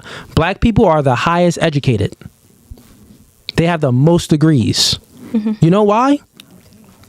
Well, one of the reasons why is they're definitely asserting themselves and they're pushing forward to get their degrees, which is a good thing. But the other reason is affirmative action and DEI, those type of, programs to be diverse and give grants to, people based off of different races. So I say that to say, that's just not the case. You know what I'm saying? Let me ask you something. Sure, Why do they have to be incentivized to hire black people? You said, why do they have to be incentivized to hire black people? They just hire black people. Well, they do hire black people. You just said because of DEI and they don't have to affirmative be action. incentivized. Right, but they are. Like, that's a thing. Why is it a thing? The reason why it's a thing is because the Democrats pushed it and made it a thing. What companies normally do, they operate in merit base. So they hire people based off of the merit, the job. Yeah, you could get the mic next if you want to speak to. Because if we got the other two black girls over here, they just, Dan, move the camera. Dang, Dan, get the camera on them. The other two black girls here choking. They like, oh, this nigga crazy. I want to fight him. Never that. I'm gonna let y'all speak. Get active no more. I'm gonna let y'all speak next. I want to get y'all opinion on this too. But to answer your question, companies, let's just be honest here. Hypothetically, if you was running a company, no one would need you to tell your company for it to be diverse, because you would just hire based off of who has the best, who's most qualified. Right. So you would hire based off of merit, right? Yeah. Do you think that most companies hire based off of merit, like who's the best person? Or do you actually think they're just like, you know what? We're going to hire all white men. I think that when it comes to race, no. Oh, wait. So when it comes to race, no. So you mean to tell me you think that if a company and they get a resume, a white man resume versus a black man's resume, the black man's resume is much better. He got more experience, he has a higher education, and a white man resume is worse than a black man's. You think that companies will hire the white man over the black man? Yeah. If they did that, companies would go out of business because they're not going to have the best employees. That's what you think companies really do? I mean, to a certain extent, yeah. If you had a company, would you do that? No. Your company you'd be bankrupt. You'd go out of business. Right. I'm not racist. Okay. So do you think that companies, and these companies, I have companies, right? I have many businesses. So when I'm running my businesses that I have and I'm hiring people, do you think that I'm doing this is for profit, is not for profit? So when you have this mindset and you're an entrepreneur, it doesn't come in an entrepreneur's mind. Now, are there exceptions to the rule? Are there just like evil, rude, racist people out there? Yes, there are. I do believe that there are racist people out there and they have evil intentions. But even those racist people, right? If the black man just had a much better resume, did a much better interview and more qualified than a white man, you need to fill this position with the best person in order for you to keep making money. Why wouldn't you do that? You think they're going to hire the unqualified person? That's what you truly think? I hear you. And that's how you would do it. We're talking about other companies. I don't feel that they would do that. I'll grant the exception to the rule. Not all of them. There could be some person in HR that's racist, like, I don't like these niggers. And they're just like, oh, Jamal, any black names, they're just excusing them. Jamal, Tyrese, Tyrone, all the ties, god dang, besides Tyler. They're getting rid of all of them. Sure, there's some racist person out there, but do you think like the majority of these companies is not hiring based off of merit? They're hiring based off of race? I feel like they're going to pick the best white person in the bunch. I mean, just look at all the richest people. Like, just take a look at them. Okay, why do you think those people are rich? I can understand. Okay, entry level positions, they're not gonna give a fuck. But like moving up the ladder, they're gonna take that into account. But I'm sorry, but they will. But that's why DEI was formed, so stuff like that wouldn't happen. DEI doesn't say like they have to hire a certain amount of people. They can hire 1-2 black people and then 50 we reach 50 our white benchmark. people. Like, yeah, so I'll throw you a branch here. Nepotism is real, meaning that if I have a company and my brother is and wants to work for me, or my cousin reaches out and he needs a job, I'll look at my brother and my cousin and take their resumes in before I take anyone else's resumes in. So that's nepotism. That definitely happens, right? Now, since nepotism is like real, is nepotism immoral? That's a different debate, right? That's a different debate. What's up? Oh, I said that's valid. It's a valid take. Yeah, like we can have that debate. We could think about it, but that's a different discussion. So I'll throw you a leaf and say, yeah, there's definitely been some nepotism in America. There's more white people in America than any other races. So for sure, companies are going to hire their family in. But then after their family's in, they're looking at who's the most qualified. Now, there's exceptions to the rule that is just some racist, evil people out there that they probably would do this too. But what I'm saying is with affirmative action and with DEI, that all went away. Like you can't get away with that because these companies have to meet a quota if they want to get certain grants and things from the government. You get what I'm saying? Yeah, I do. Okay. I get it. What'd you say? Damn. Okay, yeah, let me get your opinion over here real quick. Let's get the other black girls involved. Go ahead, you can handle the mic. What's your thoughts on what you're witnessing with this conversation? Mic up. I'm trying to get my thoughts together. It's okay. Take your time. Getting a little. Let me go first. Okay, go ahead. No, just because I hear you. Sure. I hear you. My boyfriend is white, so I understand like racism can come from any side. You can be Asian, they don't fuck with black folk. You can be Hispanic, they don't fuck with white folk. Like, oh, excuse my language. But racism comes from every angle. But like she said, it's very layered. It's level. There's levels to it. There's a lot of gray areas. With the DE&I and affirmative action, yeah, we made a lot of good steps. But like she said, they're going to choose this white candidate over this black candidate. There was a whole study shown, like, if a white candidate and a black candidate have the same resume, they both have felonies, they're going to choose the white candidate with the felony and the same resume as black folk, because it's just like institutionalized racism. She's not a victim, she's not a slave, but she's a victim of the institution. And so I think that's Explain important. Institutionalized racism. Like it's like a little it's like a trickle down economics. It's like a trickle down. Like it started from 1800s. It's gonna trickle down. Like people who are in power, why would they relinquish it? Like if the white folk are in power, so you said that studies was done where it was. Do you have records of this study where it was done? Am I well versed? No, I'm gonna tell you right now. I saw the study on TikTok. And they said this percentage of white folk gonna get the job. This percentage of white folk get the job. This percentage of black folk. This percent can have the same resume, but the white people are they're considered more attractive to the job, the employers. You know what I mean? And did they go through the face-to-face interview process? No, it was just like, here's a white name, Sarah, and here's a black name, Devontae. Oh, you're going off of names. Yes, based off, the resumes are the exact same, but they have different names. Oh, discrimination based off of names. Is discrimination racism not the same thing?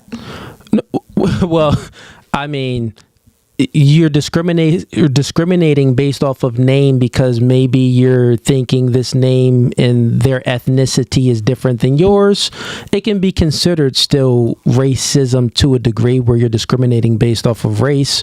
Or it can be discriminating. Like what I'm saying here is when we're speaking about these things and you're like trying to really hone in on it, and you're a company and it's a name and the name is Shabuzi. Okay. Versus a name David. Okay. It's the same exact resume? They got the same credentials.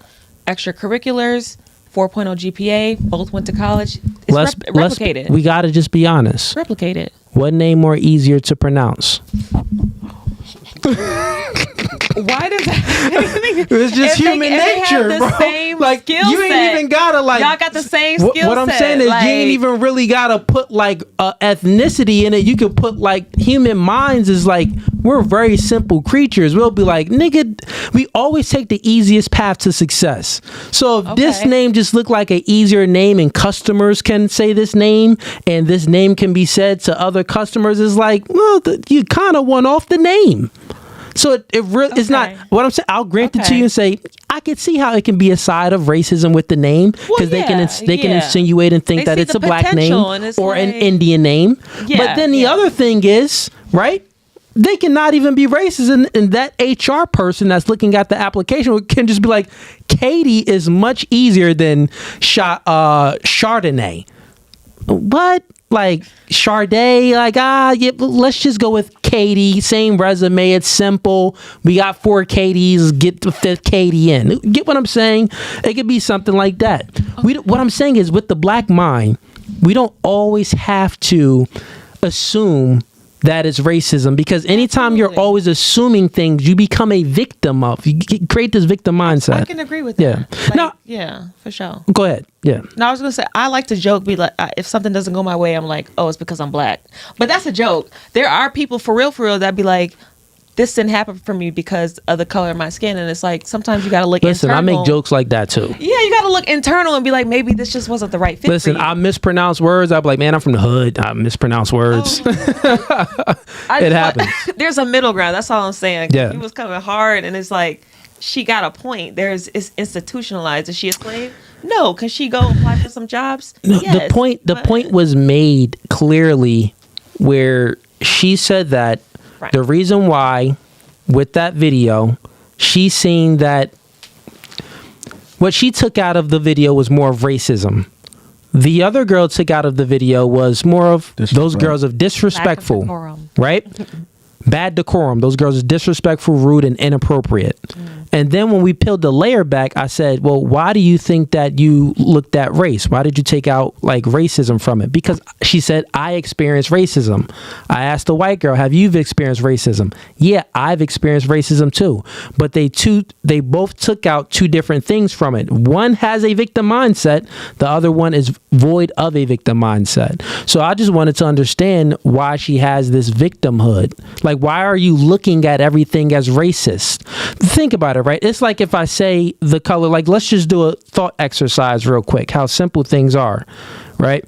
If I say the color blue, subconsciously, all of you right now just thought of the color blue in your head. It is what it is right there, right? So the thing is, when things are being said repeatedly over time by the Democrats, the left wing, the NAACP, and they're always making all of these claims and saying racism, these people are racist, these companies are racist, these cops are racist, that's all you're looking for in something. So when you watch a video or you experience something or you go through a situation, you're more likely to look at racism before actually just looking at this person has a bad character. Yeah. Instead of looking at things objectively. You get what I'm saying? That's all I'm saying. Yeah. I can rock with that. What you wanted to say? Bring the heat. Still thinking. Wait. West Africa, you got anything? I just feel like the fact that she light skinned. She like, I don't care. In 2025 is kind of crazy. I'm sorry, I didn't hear nothing you said. My bad. Say that again. That's the part that I really just. Where are you from? I was born in Ghana. Oh, you was born in Ghana. Oh, you really about that life. I'm sorry. What did you just say? I was saying, just basically kind of like summarizing that the fact that racism is still a topic in 2025 is kind of crazy. Okay, so you 22. So your thoughts on that is a little differently, I guess. Then institutionalized, baby. Redlining exists. That doesn't exist now.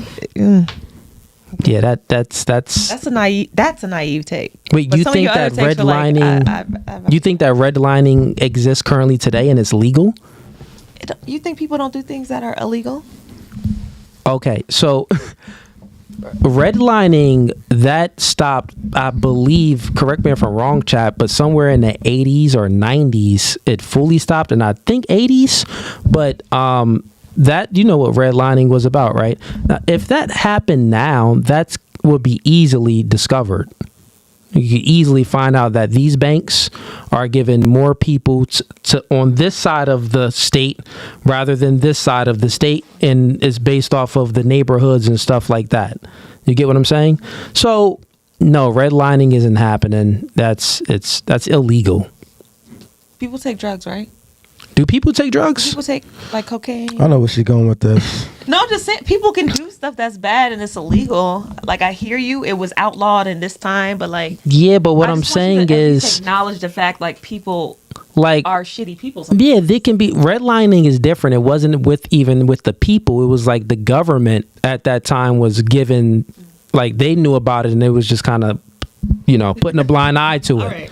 You get what I'm saying? There's no systems in place, no laws in place that is discriminating based off of race. If anything, affirmative action and DEI is reverse racism because they're incentivizing black people to get the job rather than the white girl and the white man. So therefore, Billy can apply to a job. And he has a great resume, but Shaquanda, we can check off too with Shaquanda. She's a woman and she's black. This will qualify us to get XYZ grant, and we'll take Shaquanda rather than taking Billy. So that would be racist. Like actually, if we're really speaking about it, affirmative action and DEI is racist because they are actually discriminating based off of race. No takes on that one? I want to know. She passed her the mic, so I just want to know, like, your Oh yeah, I'm not. You done? You could still talk.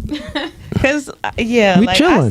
Don't like give I said, up. it's a gray area. Like I want to hear y'all perspective. And it is what it is. Okay, so you believe black people can be racist? Yeah, do I agree with it? No, but okay. Yeah, do you believe black people can be racist or no?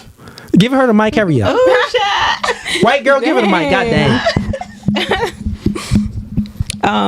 Black people can be prejudiced, not racist though. Okay. And why can't black people be racist? Because definitionally racism is a system. Wait, what? Yeah. No. Racism is discriminating someone based off the color of their skin. So systematically. So if I create a company and I say I'm only hiring black people, I'm racist towards white people. That would be a system that black people can be racist. Would you say that is racist or no? Or if I have a restaurant and I say, I'm only serving black people, not white people. That's racist. Like I said before, there's levels.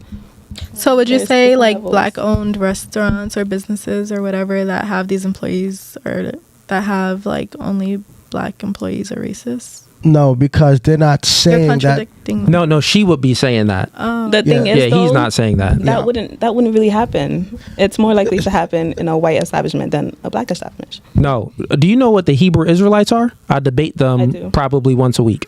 Right? And the Hebrew Israelites, when I debate them, I obliterate them. So the Hebrew Israelites is a system of people, is a group of people, and they are racist. They are racist. Yeah. They literally say that they can't wait to the day that the white man is their slave. You get what I'm saying? So they have an entire organization and a religion that they created based off of discriminating on race. It's a system. Would you say that these black people in this group of Hebrew Israelites are racist or no? How much power do they have? They have as much power as the white person that wants to be in a group. The white, I want to be in a group. I want to be down with y'all. And they say, no, you can't be down with us. You're not our race. So they would be discriminating. They have a system to discriminate. Are they racist? Yes or no? Prejudice. Wow. So people who are okay. white supremacists and then black folk that are hoteps, are they essentially the same, or is it different? So let's just pull this up and we'll go through it step by step of racist, right? So racist is characterized by or showing prejudice. I'm sorry, characterized by or showing prejudice, discrimination, or antagonizing against a person or people on the basis of their membership in a particular racial or ethnic group. Got it? So, with that being said, it has nothing to do with what you said systematically or anything like that. So you can be racist just by discriminating based off of someone. You could be an individual, right? You can be a company, and the company can be racist, but it doesn't have to be a system that makes it racist. So I say that to just read the definition now that you know it. Do you think that black people can be racist? Yes or no? By that definition, sure. Okay. In your definition, you attached a system with it. Within that system, was it, I know like back in the day, I'm even probably some people now still say it. They say, well, black people can't be racist because they don't have any power. Do you think that like in order to be racist, you need some power? No, not necessarily, no. So just the system, that's where yours was coming from. All right, fair enough. Any other questions, ladies? Deep convo. I want to get other people's perspective. White girl, what are you? You white, right? What's your All right, good ladies, good stuff. Let's get to the chats real quick. Let's see what we got.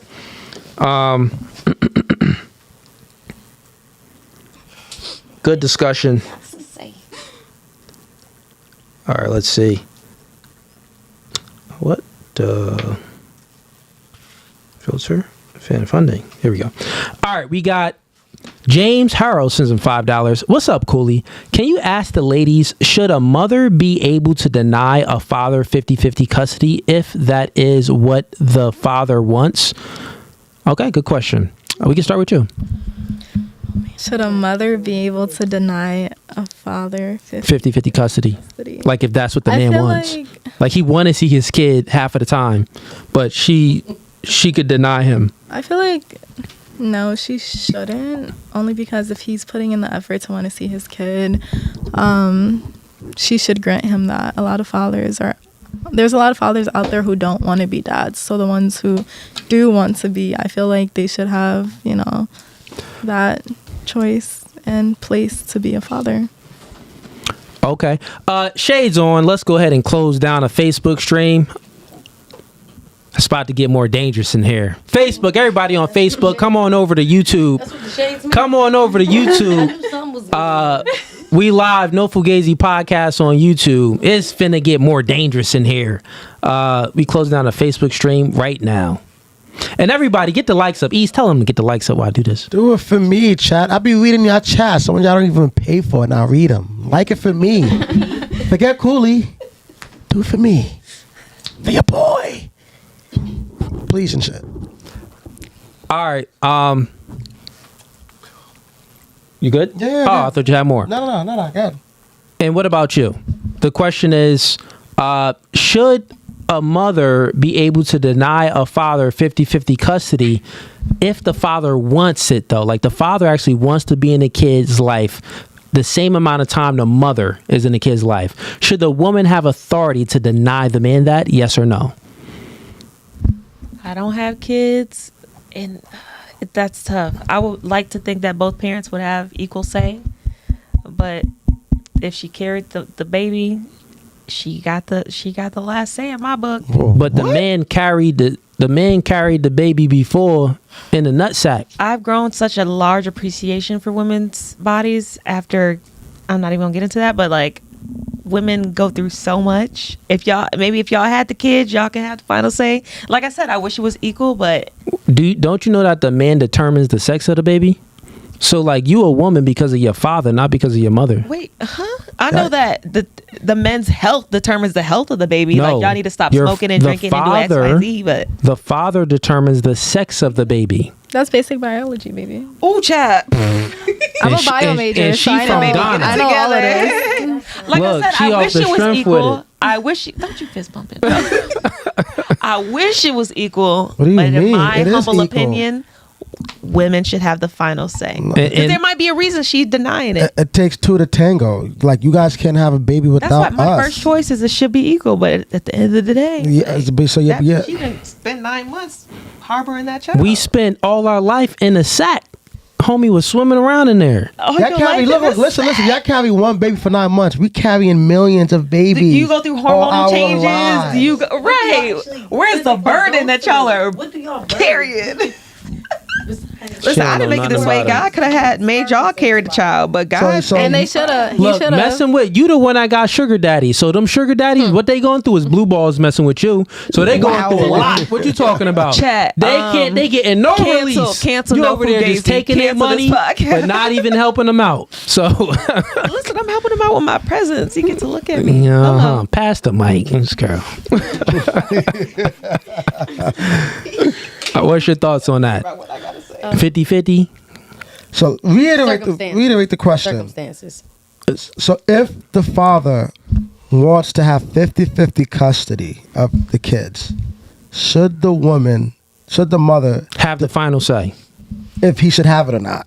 I say circumstances, because it might be a little more than just. Let's just say all things equal, bro. He's a good man. She's a good woman.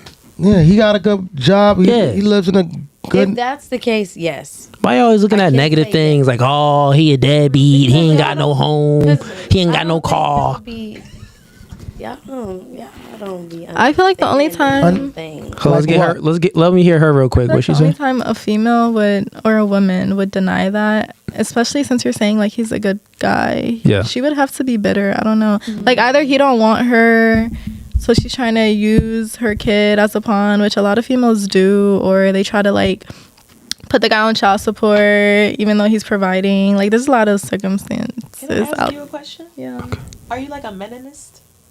Pass the mic. Pass it the mic. What? Pass it the mic. Pass it the mic. Oh, no, I said, are you a meninist? Elaborate. So like, I get that there's like double standards in the world, but like, are you like a girl's girl, or are you more like a? I feel like I'm very much just into reality and common sense.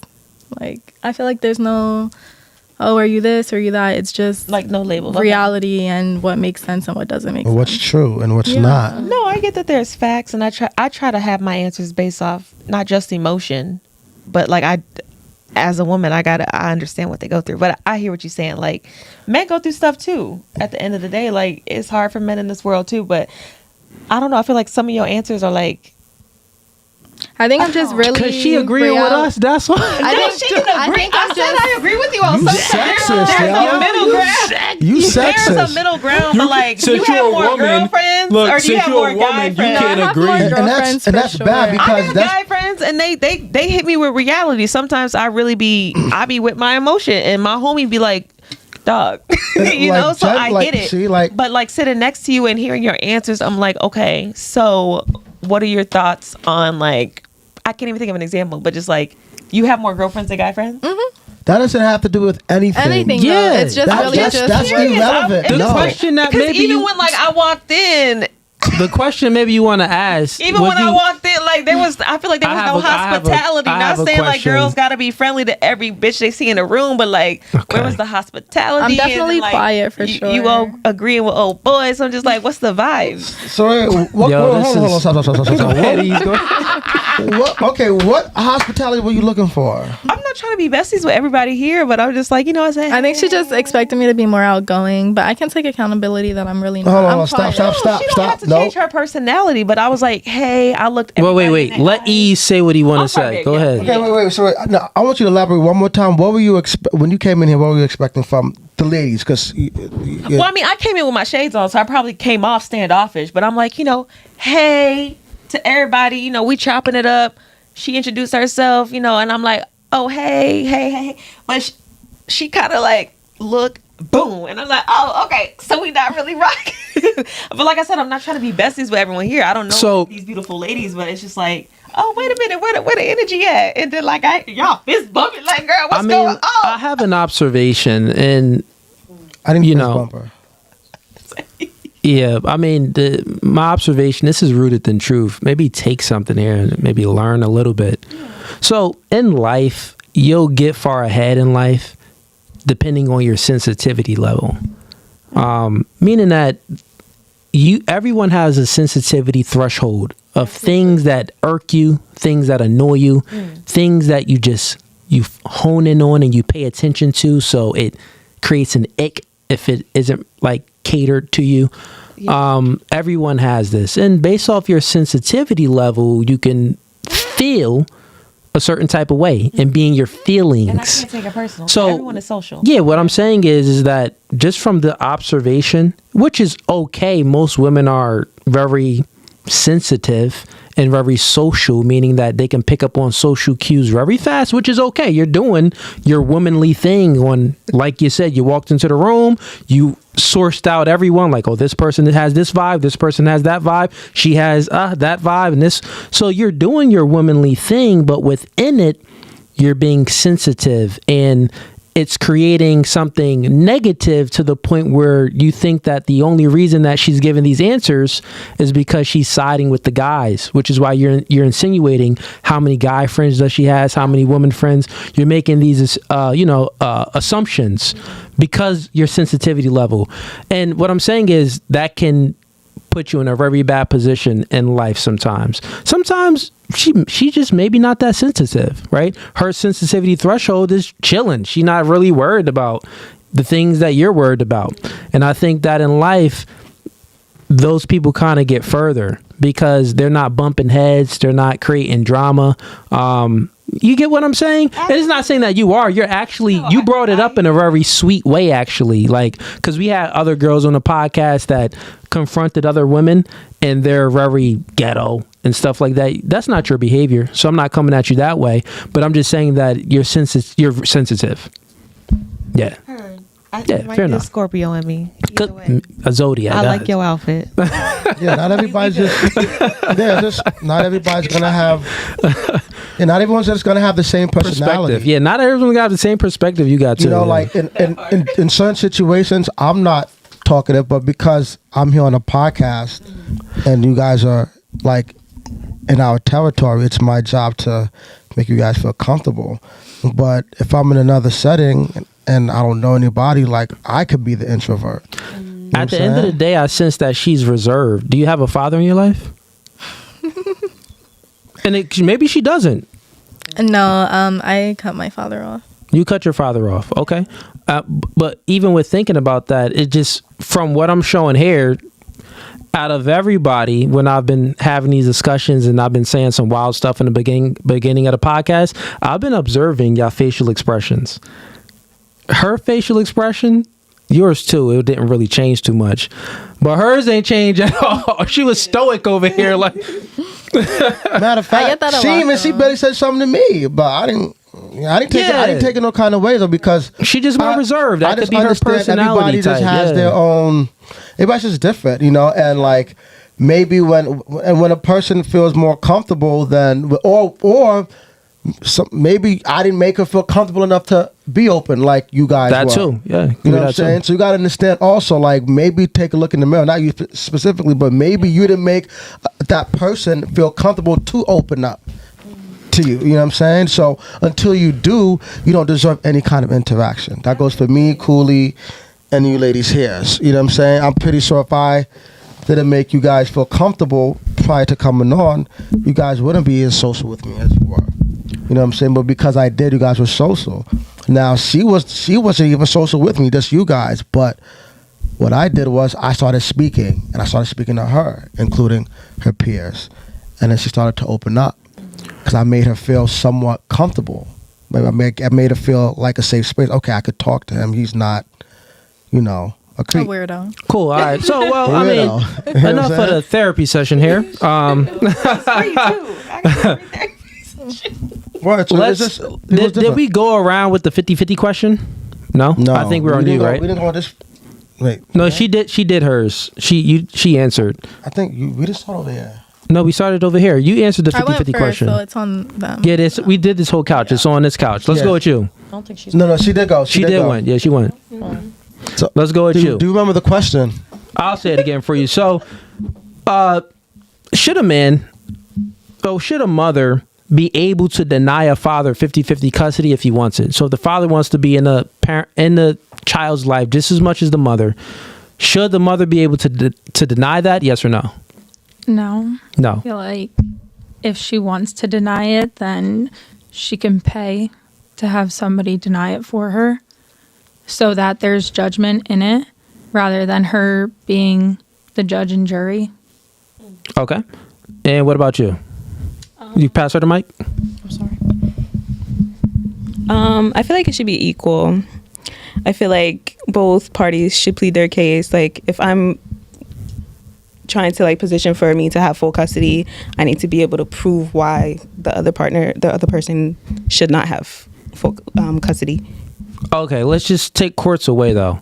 Let's just say that the mother, should she have the ability to deny the father full seeing the kid just as much as she has the kid? Yes or no?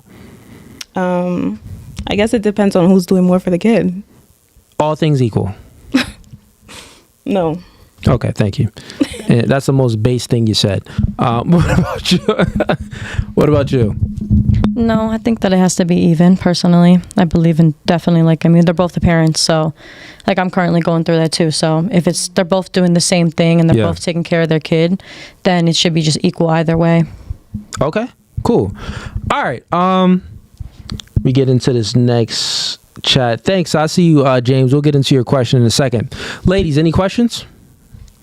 No questions? Let's bring up, this is going to be the last clip we play, and then we're going to go around the panel with some more stuff. Get to the next one.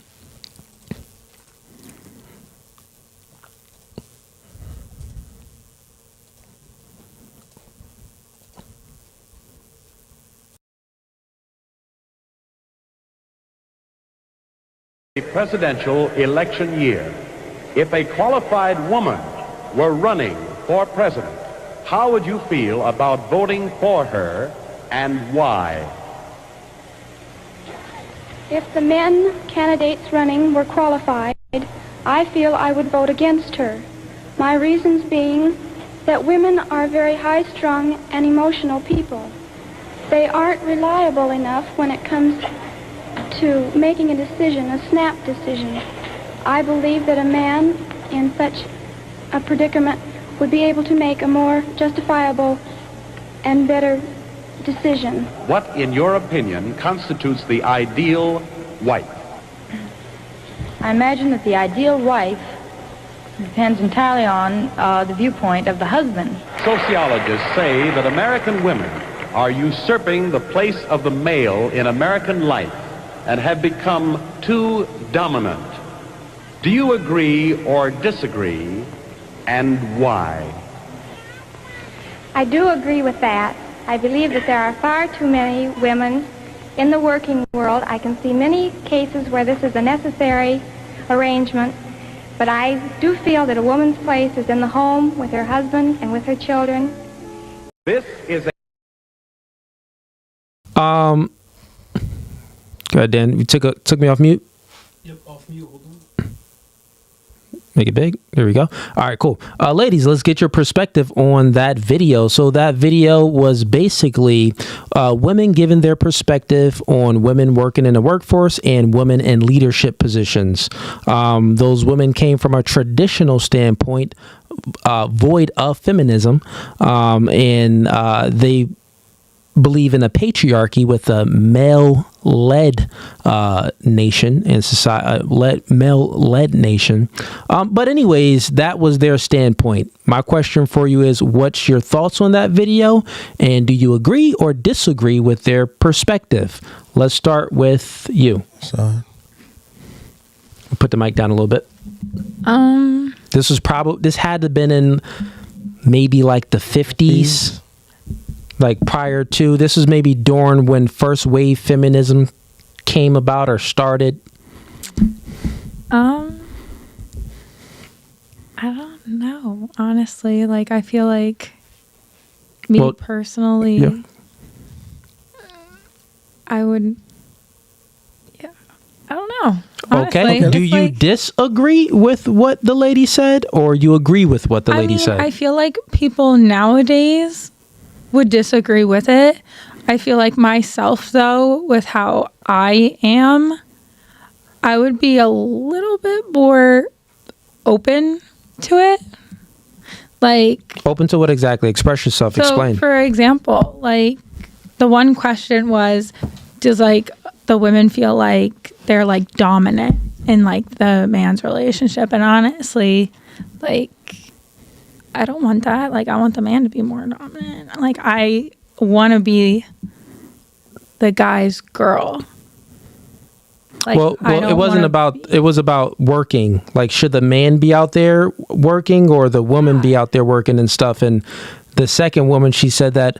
Well, she said that she believes that women belong in a kitchen, in a house, cooking and cleaning for the man. But she did say that there can be an exception where maybe in some circumstances, depending on the situation, a woman would have to be out there working, and there's nothing wrong with that if that's what it calls for.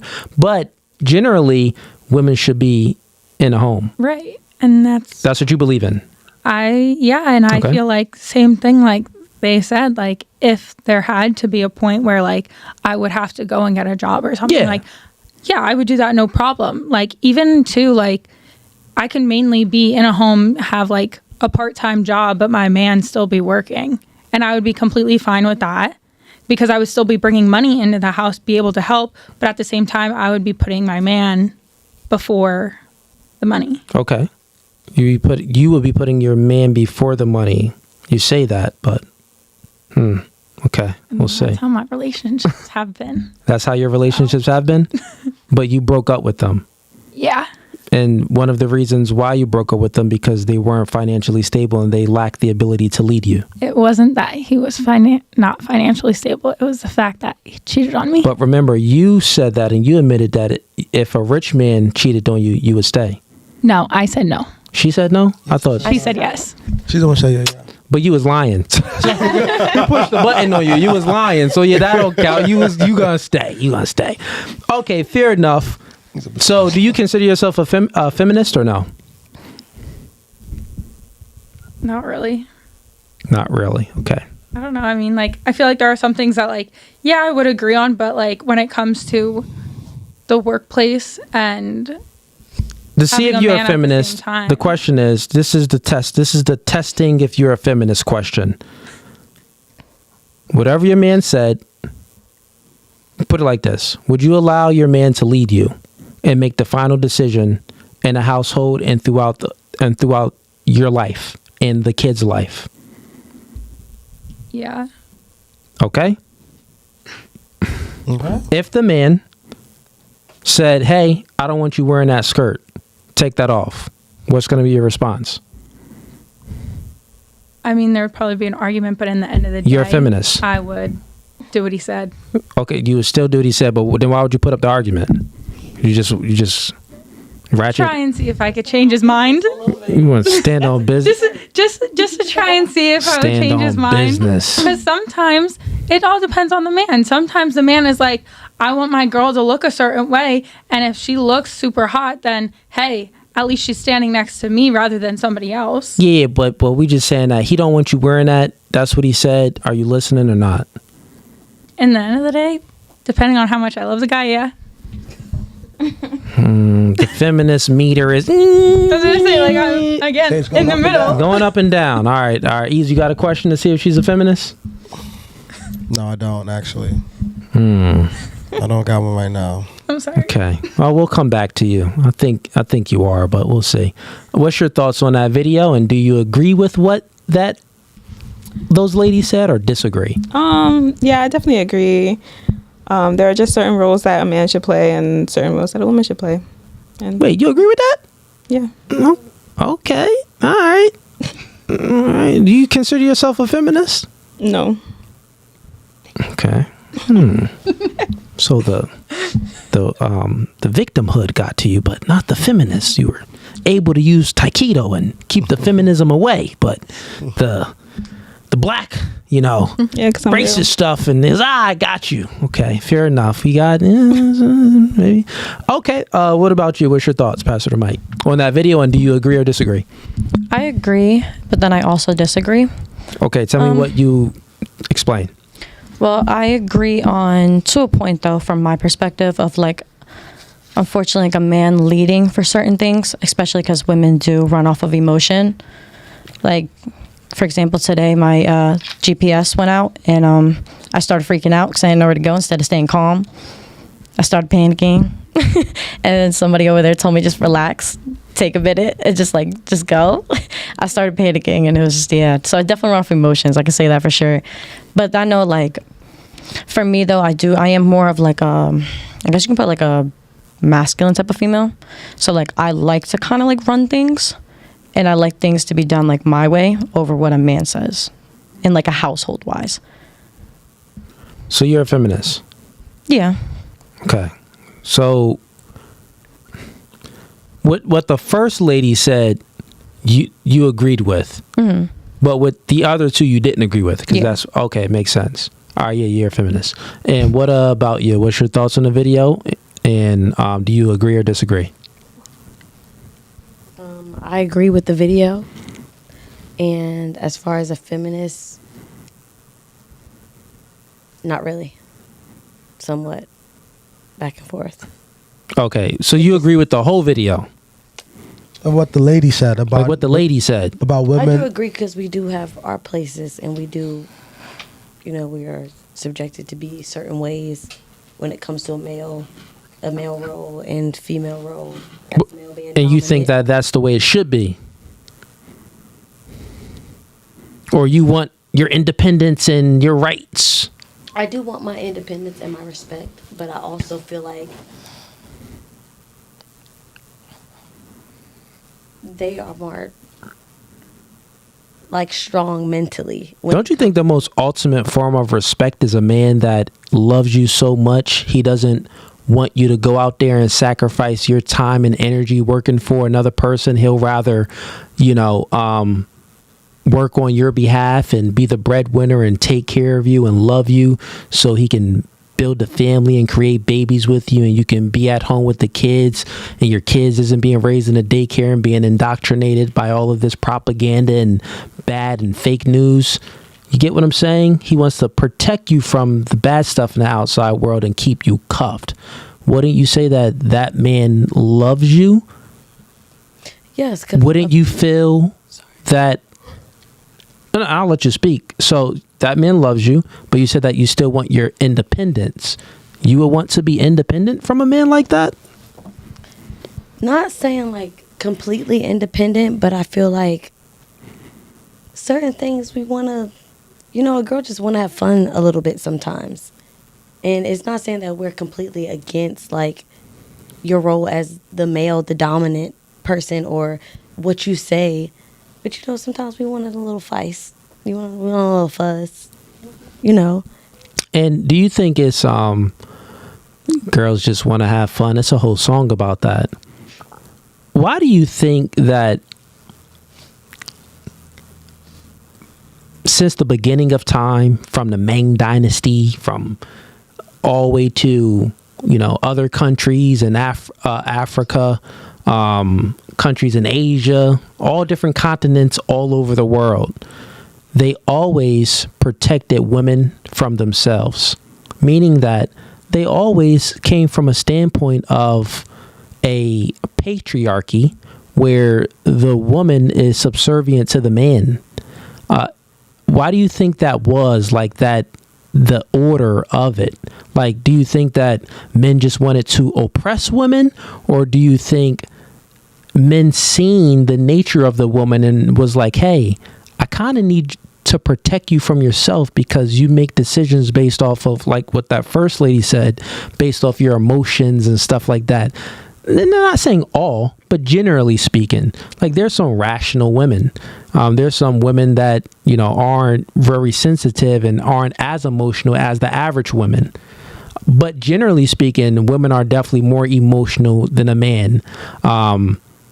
So, like, why do you think that since the beginning of time, men kind of protected women from themselves? So that girls just want to have fun? No, that wasn't like this. Like, you shouldn't be wanting to. Your fun, whore. Your fun ruins the kingdom. Your fun, creates wars. Mm. Yeah. I don't know, honestly. Maybe it's because men want to uphold that empire, like to build. And women, Okay. we fall short in a lot of areas when it comes to our emotions, because obviously our emotions get the best of us no matter what, you know. Okay, I'll give you a perspective. It's kind of like you got kids. So it's natural for you to protect your kids. I don't touch the stove, it's hot. Like even before your kid touches it, you kind of sense that the nigga about to do something dumb, and you like, freaking Billy, don't touch the stove. What's your son's name? Mine? Yeah. Liam, don't touch the stove. You kind of see it and sense it before they do something bad, because you know it's in their nature to just to be naive almost to reality. Rebellious. Right? To be naive to reality, and also be rebellious. You tell them no, they still want to do something. You know they have this in their nature. And it's in the mother's nature to protect the kid from themselves. Right? The same thing with the man. The man, if a man loves you, I don't want you wearing that. I don't want you hanging out with those particular friends. He's going to have some boundaries and guidelines in his relationship if he truly loves you. And also not even just truly loves you, if he's a man.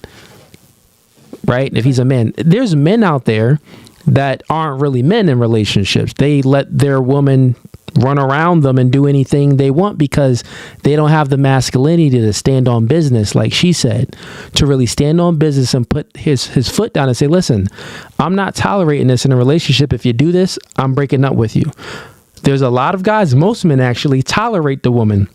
Let the woman do whatever because they're not secure in their position in a relationship, meaning that they're scared of losing the woman. A masculine man knows that he can replace that woman with another woman if she's not able to get on his program. And I think that correct me if I'm wrong, I think that those the guys that y'all want, right? Or am I wrong? Do you want a man that is really a man's man, a leader, and he's not chasing after you? Like, no? We do. I'm not gonna lie. So you do want a man's man? Like, he's still gonna make you feel loved. Still gonna make you feel loved. But in terms of taking control, not in just dating, but show of hands real quick. We do though. Show of hands. Just show of hands. Who wants a leader in a relationship? Show of hands. Okay, so y'all want a man's man. If he's a true leader, is his way or the highway? That's not how leaders operate. What do you mean? That's the point of a leader. That's the point of a leader. Leaders are there.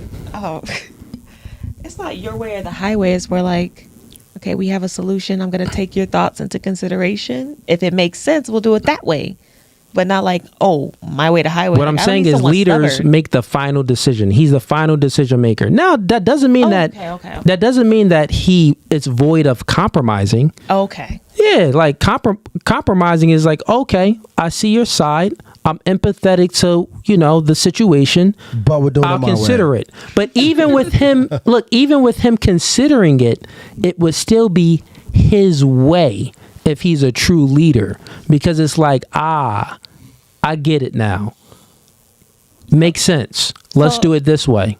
Okay. Meaning that he still has the final decision. So whenever, say you're making a his big way. like financial decision, would you be like, oh, I have to ask my wife first. Let me talk to my wife. Or is it like, oh, I like the idea. I'm going to go with it. Like, you asking me personally? Both of y'all, actually. No. No, what the heck? It's not like, oh, let me talk to my wife first. It's let me make the decision. Yeah, making the decision. What about you? You wasn't listening. He zoned out on me. No. You looked at me. She said the same question. Oh, okay. Wait. This nigga sleep. Nah, I thought she was talking to you the whole time. No, she said both of us. I answered. I was waiting on you. Go ahead. I'm sorry. Repeat the question. So there's a big financial decision, and you're like, let me talk to my wife first. I'll get back to you. Or is it like, you know what? I like this idea. Blah blah blah.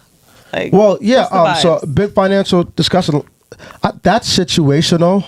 But it's situational. But most of the time, yes, I would take her opinion into consideration, but I would like to make the final decision because, the majority of the time, the biggest consumers in the U.S. is women. That's why advertisements always cater to women.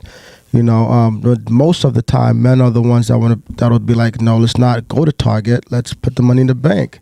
No, let's not go to the mall. Let's go invest in such and such. You know what I mean? So unless she's an expertise in an area that I'm not, and she's like, no, let's not do this. Let's go invest. If it's something like, let's go invest into this, or let's buy this stock, or let's something that's going to make us money or benefit the children or us and the family in the long run, then okay, I'll take in consideration because she's good in that area. Okay. But if she's not suggesting something along those lines, then I would have to take the final decision and say, no, we're going to do this. Put the money towards here. That's my take on that. Well, to piggyback off the ladies, like, yeah, I would love a man that leads. I'm a feminist, though. It's like, I like to have the option. If I want to be a girl boss, sure. If I want to be a trad wife, sure. I got the option if I want to stay home with the kids or if I want to be the breadwinner. But that doesn't make my man a simp. That doesn't make my man... You could do both in the same relationship? No, I'm saying if either or. Like, we have the option as feminists. Like, if I want to be give us an example. You said both work. That was one thing you said. So if you wanted to have the option to work, I'm saying if you want to be a girl boss, cool. If you want to be a trad wife, cool. Feminism is about having the option. And if I want to be a girl boss, that doesn't make my man a simp. Okay, this goes into my question then. Okay, so is it a privilege to be a stay-at-home mom and not work? Yeah, real quick. She said a whole lot of stuff there. Most definitely, because I feel like females really don't want to work. Like, as much as females try to make it seem like, oh, I want to make money and da-da-da. Like, no female wants to work, and that's just facts. Like, that's just reality. No female? There's a small percentage of those who maybe want to be the breadwinner in a relationship. I feel like they're delusional. Sorry. But that's the other thing. You keep saying female. That's just, I mean, that's what the conversation is about. What's wrong with female? What's wrong with the word female? No, I just get triggered. I feel like it's male and female, no? It's mad low. You sensitive, I feel like males and females, those are female is not a curse word or it's like females don't want to work, baby. Like, yeah, there's a lot of women that don't want to do work outside the house because being a stay-at-home mom, that's a lot of work. You are literally training the youth for the future. You are training the youth to be a good person, training the youth for education, all that. So what's wrong with what she said? Oh, there's nothing. You just was super triggered. You was triggered by the word. I said female. Female. You was triggered by before triggered. Females don't want to work. Like, no, before you said female, she was triggered about something else. No, that's valid. Like, say I was with a billionaire, and if I had the option to not work, sure, maybe I'd be a stay-at-home girlfriend, but like I kind of like what I do, so like I will be putting in work. But like she said, there's a percentage of women that don't want to work, that just don't want to. So she's valid in that. But to say a lot of women don't like to work, I'm just like, wait, what? I just feel like that's facts though. Like no women wants to work. So do you want to be a trad wife? Most definitely. And how many kids do you want? Probably like 2. Would you sign a prenup? Would you have a prenup? If I was a female who had no choice but to work and I was making 6 figures, yeah. So if you were because like I said, work inside the home is still valid work. If you were a stay-at-home mom, your man making 6 figures, you ain't got to worry about nothing, getting your nails done, hair done, just taking care of the kids. Mm-hmm. You would not want a prenup because you don't have your own income. Listen, don't try to indoctrinate her with your feminism. I feel like you're asking me if I would want a prenup because I wouldn't be bringing in income and he would be bringing in the income. Yeah, so it seems like the prenup. It seems like you're asking if I would want a prenup because it's not benefiting me, but it's benefiting him, right? In my head, I'm like, everyone should get a prenup regardless of your financial situation, right? Because it's never guaranteed to work. But I'm not trying to like brainwash Nova. I'm just curious because a lot of my bitches, a lot of my friends, to whoever I'm with, just have different like mindsets. I feel like I'm just messing with you. Like if he wants one, cool. If he doesn't want one, cool. Oh, so you're open? Yeah. Valid. But in all reality, let's say she was a stay-at-home mom that didn't work. I'm sorry, I'm pressing you. No. I don't feel like it's pressed at all. But in all reality, let's say she was a stay-at-home mom and she never worked, and the husband worked and he was a breadwinner. Do you really think? Well, no. I feel like those kind of relationships, the female don't respect the man, and that's facts. When what? In what relationship? When the female is making more money. Me personally, if I'm bringing more money in than my man, whatever he says is going through one ear and out the other. Exactly. Right. And that's I agree with Yeah, that. most Like, you people have like no that, say, yeah. baby. Yeah, basically I don't just want like to you're say he running the has no household. say. It's one of those situations, like adding back into if the roles were reversed and he was bringing in more money, almost like what you were saying about him being a leader. Like he would still have her opinion, but at the end of the day, what he say will be the final say because he's the leader. So it's not like, let me talk to my husband real quick. It's like, I feel like she could, be on some let me talk to my husband because it's compromised, like what you were saying. But Yeah. at the end of the day, you're not bringing no funds in these houses. Whatever I say, go. Yeah. But also, Because you put yourself in the situation to not want to be a leader. that's so another now reason I'm why the lady in the clip said, a woman's place should be in the house, because when a woman makes more money than the man, she doesn't respect him. She looks down on him. Exactly. And that's number Yeah. one. Number two, when a woman has leverage, she becomes an evil woman. You know what I mean? Like when a man has leverage, he wants to take care of the family. He wants to help, support, do whatever he has to do to make sure that you and the kids have a great life. When a woman has the leverage, makes more money, is the CEO position. She wants to be dominant, that just- take control. She'll be dominant. She'll take control. She'll belittle you and project and say you're insecure when you're really not. So that's why ideally it's best for women to stay at home and take care of the kids, because when men are put in a position of power where we make the most money, our natural instinct is to protect and to provide. Any guy that's in love with his woman, if he makes way more money than her, he's going to want to give her the world. You know what I mean? Now, flip it vice versa. If a woman makes more money than the man, she wants to leave and find another man that makes as much as her or more. Yeah. You know what I'm saying? So that's why ideally it's best for women, to stay at home and take care of the house and hold it down. Backs up what I say though about like no female or women. Sorry, we know how you are. Listen, don't let her correct I feel you. like that Don't let her brainwash you. Keep saying female. You fine. No women really wanting to work, because then they start looking at their partner as not really competition, but they start like downgrading their partner and not respecting them because they feel like, why am I doing this when you're the one who's supposed to be doing it? Yeah, so it's ingrained in y'all women. You are hypergamous. Hypergamous just means that you want a man you prefer a man that's doing better than you, but you really only settle with a man that's either on your level, but you prefer a man that's doing better than you in all aspects. Think about it. Like, even from your attraction triggers, you want a man that's taller than you, stronger than you, preferably makes more money than you, more competent than you are. Competency is the ability to accomplish complete tasks and accomplish goals.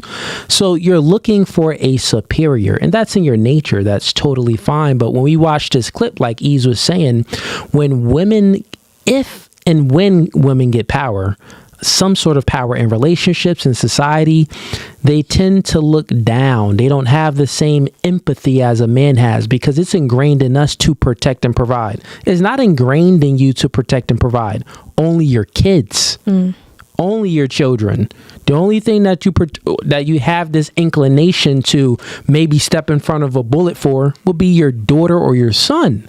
You're not going to step in front of a bullet for your man. That won't even be the thought. If a bullet is coming, you would expect your man to step in front of that bullet and take the bullet for you. You get what I'm saying? So when we're having these conversations and we pull up this clip and you hear these women from the 50s speaking, and they're giving their perspective on how traditional relationships work, how women are traditionally and how they should act and behave in a workplace, etc. They're being very based and being realistic, because these women know from that clip, they know the nature of the woman and the nature of the man. And I think in modernity, with first, second, and third wave feminism, with all of these feminists around, they're trying to invert things. inversion. What does inversion means? What's up is down, what's left is right. Everything is inverted, right? So you don't really believe in gender roles and things like that if you're a true feminist. You think that men and women are equal. Well, that's all, indoctrination. That's all social constructs. That's all things that's not rooted in true reality, because what's rooted in true reality is our biology. Like, if we just think about it, ladies, the reason why more men go into fields like STEM, science, technology, engineering, and math, and men go into those fields like science, technology, engineering, and math, and women go into fields like being a secretary, being a nurse, and more of a teacher, more of these social skills, because at a very young age, all of you girls, you played house, which didn't have a competition. Like, the tail end of what you played didn't have competition. There was no winner or a loser. You played house, you played hopscotch. The boys, we played tag, we played hide and seek, we played games that had a competition, right? So within that, you see that women kind of care more about people. When she walked into the room, what's your name again? Kai. When Kai walked into the room, she was fully observant. She knew, she was very social. She knew how this person, she could just sense the vibe of this person, that whatever the vibe that person gave off, this person gave off. And she kind of, got this vibe and kind of had this foreknowledge almost of how someone felt. You knew that she was more reserved. You knew that maybe this person was more outgoing because you said that, oh yeah, that's my friend now. You know, found a new best friend here on No Fugazee podcast, right? So you are naturally being very, the woman's nature is naturally social. You're social creatures. The man's behavior is naturally of a competition base. It's natural of a want to create things. You get what I'm saying? So we're just different. And I think that the differences is not a negative thing. The differences are a positive thing, right? But when feminists come and they try to say, well, men and women are equal. We can do everything a man can do. No, you can't. And guess what? You don't even want to. You're just being like a kid and being rebellious. Let's go ahead and say you do want to do everything a man do. You ain't gonna have no kids. You're gonna have a dog or a cat when you get old. You're gonna be miserable. Like, what's a life without doing your most ultimate superpower, which is making a copy of yourself? You literally copy machines and you don't want to use your ultimate power. God dang, you're going to be miserable. Now, there are some exceptions to the rule. Women that can't make copies of themselves. All right, adopt some kids. But you still get to, do what's in you of being a nurturer, right? You still get to be a nurturer. But at the end of the day, feminism is a lie. It's all rooted in lies, propaganda, and social constructs, stuff like that. Yeah, you ladies will get your most fulfillment in having a family, being loved, raising your kids. That will make you way more happy than a job that can replace you like that. A man gets his most fulfillment when he's able to take care of his family and protect them. Like, we really feel good when we can do that. Like, that's my girl, you know what I'm saying? Like, I got this. I got her. Like, that makes us feel really good. That makes us feel like a man. And vice versa for a woman. You guys will be the most happiest and the most fulfillment in just being a woman, being feminine, doing what women do. Take care of the kids. Yeah. Supporting your husband, holding down the house, make sure it's... And that's generally, we do know there's exceptions to the rule. Some woman wants to be an astronaut and she puts in the work and her dreams come true. Yeah, okay, cool. It's a few of y'all out there, but do you think a man is actually going to be happy? Most men are going to be happy being a secretary or being being a shrink, like a therapist, or talking to people all day. No, niggas they pissed off. They wanted to make it to the league, right? They wanted to make it to the NBA, but the nigga wasn't good enough. So guess what? He got to be a gym teacher. Think he's happy being a gym teacher? Like, he's settled, but he ain't fulfilled. That nigga wanted to be in an NBA playing with LeBron, but guess what? He ain't make it. Or he wanted to be an astronaut working with Elon Musk. You get what I'm saying? So yeah, and plus you want to do something in life where you have something to show for it. You know what I mean, ladies? So, okay, let's say you did land your dream job. You're making the most money. You're going to get old. You're not going to have that job no more. You're not going to be making that money no more. Compared to you start a family. Now you got 2 beautiful kids. They grow up, they get married. They're happy. Now they got kids. And then their kids got kids. And you get to look at a line of generation that you created. All came out of your womb. You know what I'm saying? You got something to show for it. You know what I mean? They could be like, oh, my mom was a great mother, great grandmother. She was a great great grandmother, and I love her dearly. Now you got a whole generation of family praising you and loving you and taking care of you when you get old. You think that job is going to do that? You know what I'm saying? Yeah. Look at it like that. My great grandmother, she lived to be 110. And when we had it was her 110th birthday. It was how many generations? It was great. She had her great grandkids there. So 4 generations she got to witness. And it was about maybe 100 and there's a lot of people at our birthday, probably over 100 people at a birthday party. So all of these people derived from this one woman. You know how happy that is? You know, uplifting that is. But anyways, yeah. Let's move it right along. We got James Harrell sends him $5. He says, so if the man has to be a good man, who judges if the woman is a good woman? I guess bad women don't exist so long as they give birth. Okay. You was saying that because of what Kyle was talking about, the 50-50, should the mother be able to yeah, that came when the 50-50. That's why you said that, because of her good response. Good take. I see what you did there. All right, ladies, let's get to y'all questions. Any questions on the panel? Yeah, I have a question. Sure, what's up? Into the 50-50. You said you have a kid. Have you been in that situation where like the kid mother had like prevented you from, I don't know, seeing or being around or just I got full custody of my kid. Yeah, I don't play no games. I ain't Dr. Umar. He really playing on the internet. A lot of people play on the internet. The internet's not real life. Telling you. I got full custody of my kid. Not saying I digest everything he said. I just think he's funny, but for him to have a whole child is insane. Yeah, but there's a lot of people. Any other questions though, ladies? What's up?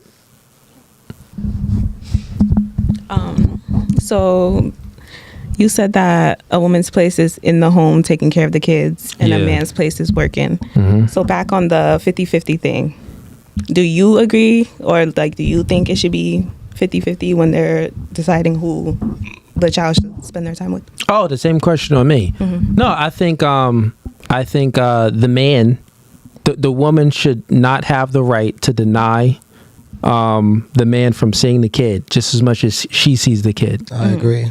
So I think that it should be 50-50. If they split up and he wants the kid, he should be able to keep his kid just as much as she has the kid. Yes. Okay. Yep. Who do you think is more suited for that? The father. Statistics show that single mother households leads to juvenile delinquents. It leads to men in prison. It leads to women on stripper poles and men selling drugs. Statistics show that single father households do just as good as a 2-parent household. So statistically, I've seen those you pulled up stats. You can read it if you want, but statistically, the single father households do better. Okay. Yeah. And one of the reasons for that is because, like, if you think about it, when your mother told you something, you tested her, maybe did it again, did it. But if your father told you something, he only really had to tell you once and you listen, right? Show of hands, like you listen to your father? Sure. Generally, right? You listen to your father a little bit more. And the reason why is because the father is a more dominant force when it comes to children. And fathers are natural disciplinarians. Mother are natural nurturers, which is very good.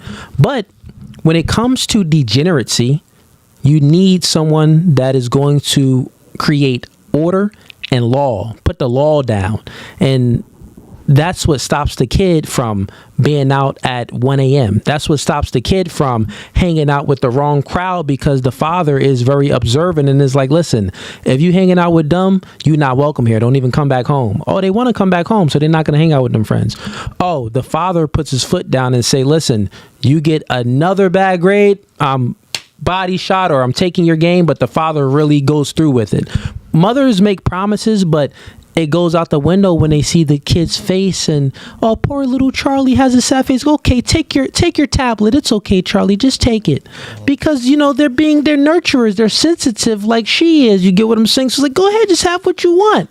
But the father's like, I don't give a freak about those little puppy dog eyes. Give me the tablet. You feel what I'm saying? Yeah. So fathers are the disciplinarians. They keep the sons out of prison and the daughters off the stripper pole. So they just do better from that standpoint. Mm-hmm. Yeah. Any disagreements? Shout out to the parents. Teachers and parents have harder jobs. I do think, kids, you want to have both a mother and a father in a household. You want to have that because here's a profound perspective. But like, if you think about it, we all experience some like depression and anxiety. Depression is thinking about and dwelling about the past. Anxiety is thinking and dwelling about the future, right? So when you have a mother, let's just say for an example, the child is playing basketball. And when the child loses that game, the mother is going to love the child and express the love to the child just like if he won the game. Mm-hmm. So Kevin plays the game. He loses the game. Baby, you did good. Oh, great. I love you, baby. This and this. So what that is invertedly doing is making the child not have fall into depression because they had a bad game. My mother loves me. She cherished me. She nurtured me. I'm good. I'm safe. The father, what he does is he tells Kevin what he needs to improve on. So instead of just nurturing and say, oh, Kevin, you had a good game. Listen, you need to do better. Here's what you need to do. Right. So without the mother, Kevin would have maybe fell into depression with thinking about all the bad things that he'd done in the game. But the mother protected him from that.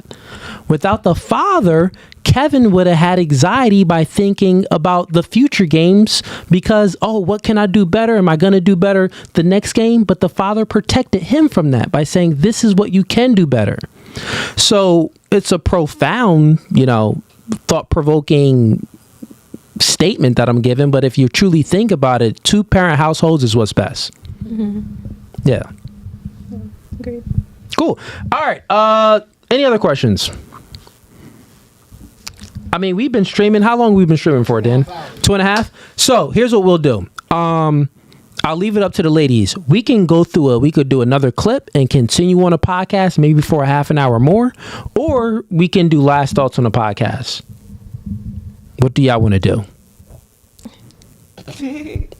I could go all night, but I know girls, y'all maybe got something to do. Maybe want to go somewhere. It's Friday night.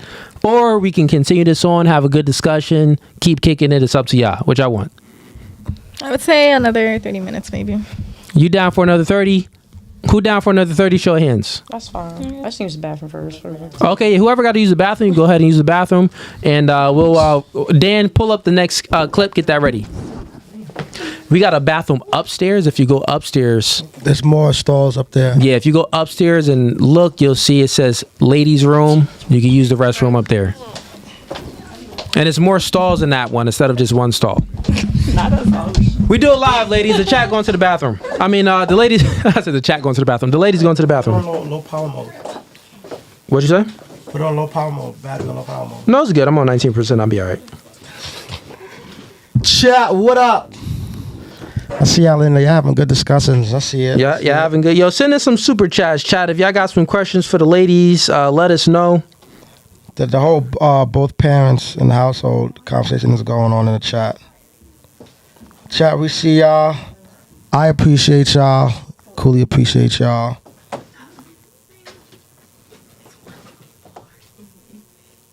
And people that disagree with the conversation, we do debate night. My next debate night is this Sunday. Join debate night. Don't just be in a chat hating. Come into debate night this Sunday at 7 p.m. Eastern Standard Time. The link would be in the description and it will be pinned in the live chat.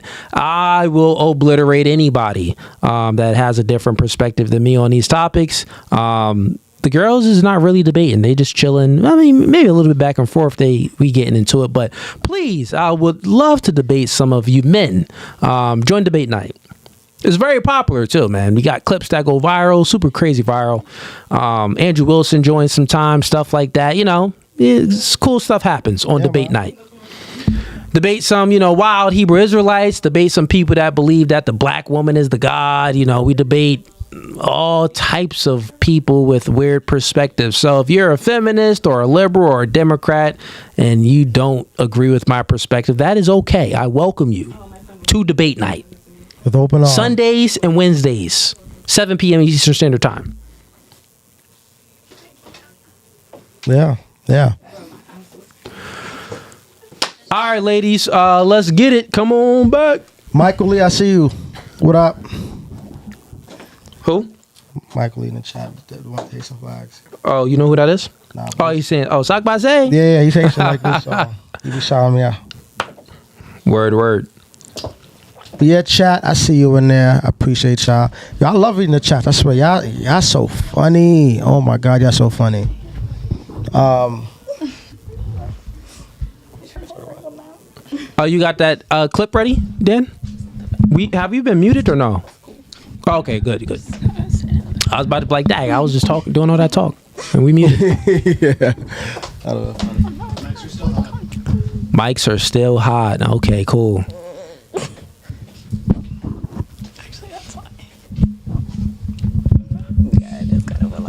And ladies, give some more pushback, yo. If y'all have some different perspectives, give some more pushback. I disagree. Yeah. But appreciate you guys coming though. Of course. All right, once the other ladies come back, we are going to start. Get the likes up, though. Get the likes up. Like the podcast, bro. Don't be a ninja watcher. Like the podcast now. Collab with the Saint again. Yeah, man. Marquette, that's my guy, man. I speak to Marquette occasionally. Not even occasionally. Probably, maybe, a few times a week or once. It depends. We always chopping it up. Instagram DMs. That's my guy, man. He's been doing a lot of traveling. I'm sure when we link up again, we'll do another podcast with a bunch of ladies. We spoke about it before, and we was gonna do it when I was in Atlanta, but yeah, we definitely got to do another one. Me and him we team up and create some good content anytime we come together. So I'll do another show with Marquette.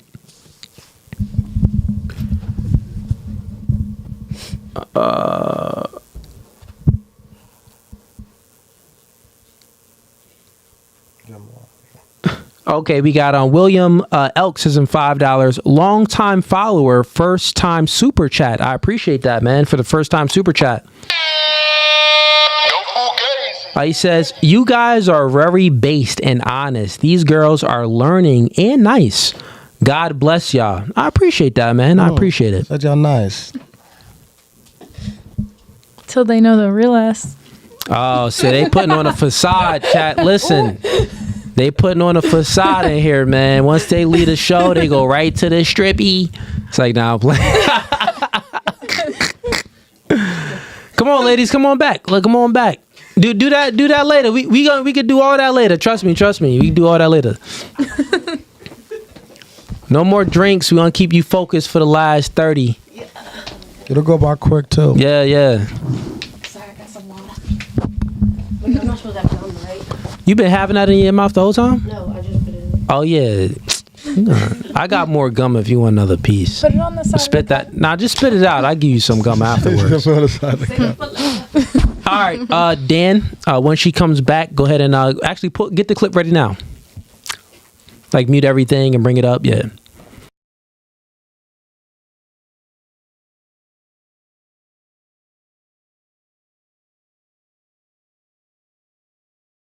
Do you think if you follow women's advice to your tribe? Everything will fail. Everything will fail. Since women thinking by failings, you know? What happens, do you think, if you follow women's...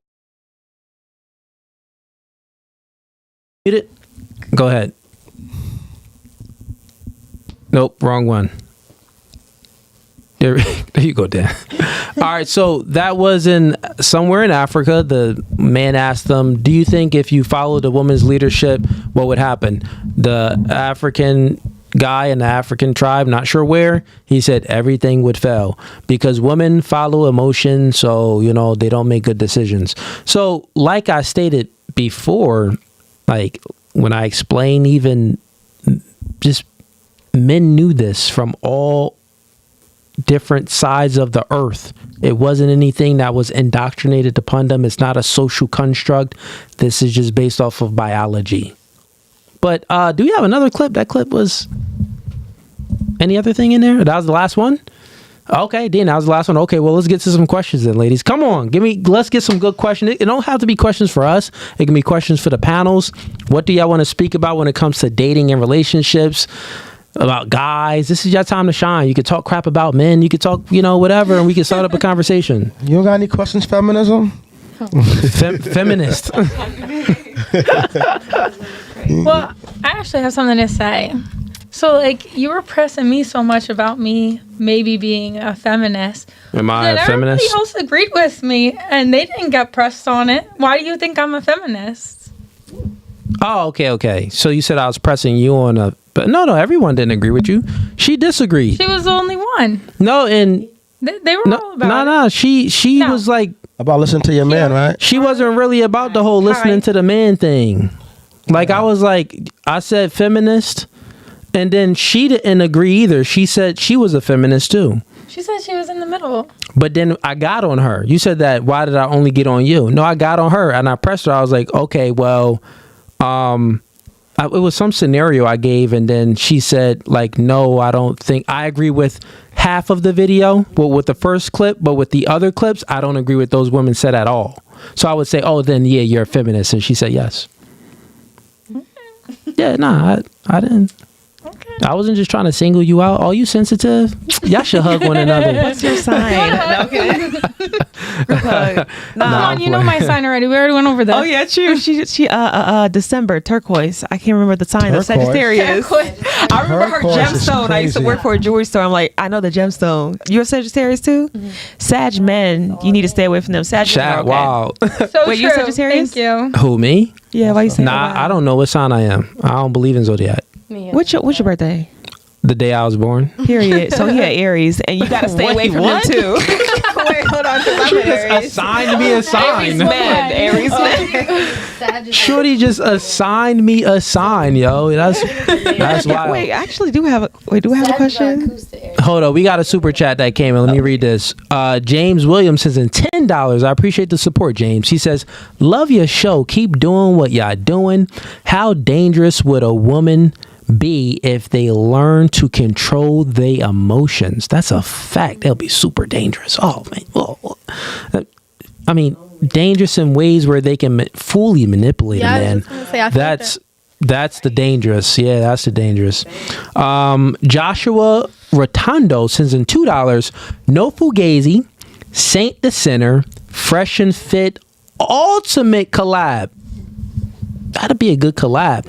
I've never met Fresh and Fit, haven't spoken to them, but in regards to Marquette, that's my guy. But I'm open to it, man. Yeah. Hopefully one day, we can make it happen. We'll all come together. Okay, ladies, any other questions? No? Y'all boring, man. We about to do last thoughts. I feel like I've been talking the whole time. I have plenty, but nah, you haven't been talking. Listen, time out real quick. And especially I know you, both of y'all definitely in y'all group chat always talking about niggas. Always having some dating problems or relationship problems or some type of problems with guys. Why is that definitely us? Well, I mean, I ain't put her in there because she got 2 kids. She ain't got time. And then I'm playing. No, I'm playing. Nothing y'all want to speak about though. You got any feminist questions? She got some. Go ahead. I feel like so guys can be liars, like pathological liars. Since you're a guy, I guess I'll ask you, like, when a guy lies, do you feel like, I feel like guys have this agenda where they lie to protect the female's feelings and to not hurt her feelings and da-da-da-da. When in reality, like, they just don't want to get caught, and when they do get caught, like, they're mad that they got caught, I guess. Like, do you believe the whole agenda of, like, guys try to, like, protect what kind of lies you talking about? Talking about cheating? Like, just yeah, because guys don't. Well, you see how sensitive she is. Women can't handle the truth. Tell her the truth. You talking about tell her the truth. He's like, you talking about cheating? Like, that's just like, I feel sweeping like under the rug. a Like, female that's would respect big. a guy, though, if he's keeping it 100 versus trying to be sneaky. I agree. So it's like, well, respect, yes, but women, I feel like she'll handle it better versus her finding out about it and you being sneaky and like, you know what I mean? Because then that's when the emotions come into play. Because it's like, you could tell me what it is from the jump, and I can pick and choose how I want to deal with it. Yeah. Versus, you know, you trying to put up this image of something that you're not, and then I find out your second personality and you're really just a pathological liar, and it's like, why? Yeah. You know? So, I mean, to answer your question, I get what you're saying. Most men lie to women is because, one, they don't want to lose that sexual option with that woman. So they'll lie because they want to keep smashing. Men try to do whatever they can to try to not ruffle the feathers of the situation, because most men don't have a whole lot of options anyway. Like, 30 men between the ages of 18 and 30 is either a virgin or haven't had sex in a year. That's a stat. That's true. So there's many men that really don't have the ability to garner the attention from women to replace a woman if the woman is acting up, or if he just wants to do what he wants to do, he doesn't have the ability to replace her if she doesn't accept what he does. So they'll lie to the woman because he doesn't have another option to replace the woman. So that's reason number one. Reason number two is men just instinctively know that women can't handle the truth. Like, if I tell her this, it's gonna hurt her. She's gonna, try to flatten my tires and bust the windows out my car. He knows that the woman is gonna act very, erratic about it. Have some type of erratic reaction in regards to what he's telling her. So he doesn't tell her the truth because she can't handle the truth. Now, from the other part of what you said, I do agree 100%. I think that, and I actually encourage men to be honest with their woman. If you are a man and you are doing other things and you want to do other things, you should tell her that right up front. And if she accepts it, hey, you got one that accepts it, and then you get to do what you want to do. But, if you are going to lie to the woman and promise her monogamy, or promise her that you're this type of guy when you're really not, then when she finds out, it's just gonna be, more, she's gonna act crazy. She's gonna wild out, and she's gonna break up with you too. So do you not find it that men can be emotional at times too then? For sure. There's a lot of soy boys. Yeah, especially like in situations like, if a female's not, putting up their part in a man's eyes in the relationship, why they go and cheat then? Like, I say females can be very emotional as well. So like a man also can too. Yeah. Women are a mere reflection of the man's masculinity. I say that, and I mean that women know what they can get away with in a relationship due to the type of man that they're dealing with in a relationship. So if a woman is being rebellious or going out and chilling with her single friends and dancing on a guy in a club or disrespecting her man in Walmart, well, she knows that she can get away with this type of behavior with this man, right? Now, those women normally don't stay with that man. They normally cheat on that man. They got one foot in, one foot out. But the guys that really don't tolerate this type of behavior with women know that. And normally, I think most women kind of would get those guys for a moment, but they really can't retain those guys.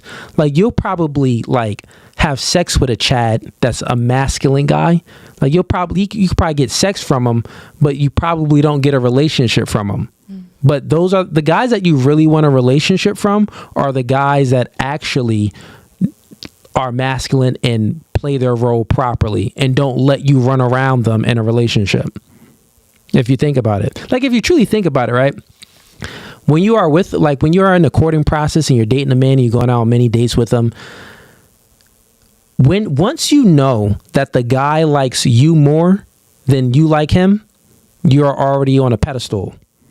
And once you know that the man is putting you on a pedestal, subconsciously you're looking down at him, and subconsciously you really don't respect him, and your actions take place of disrespecting him. I'll say it again.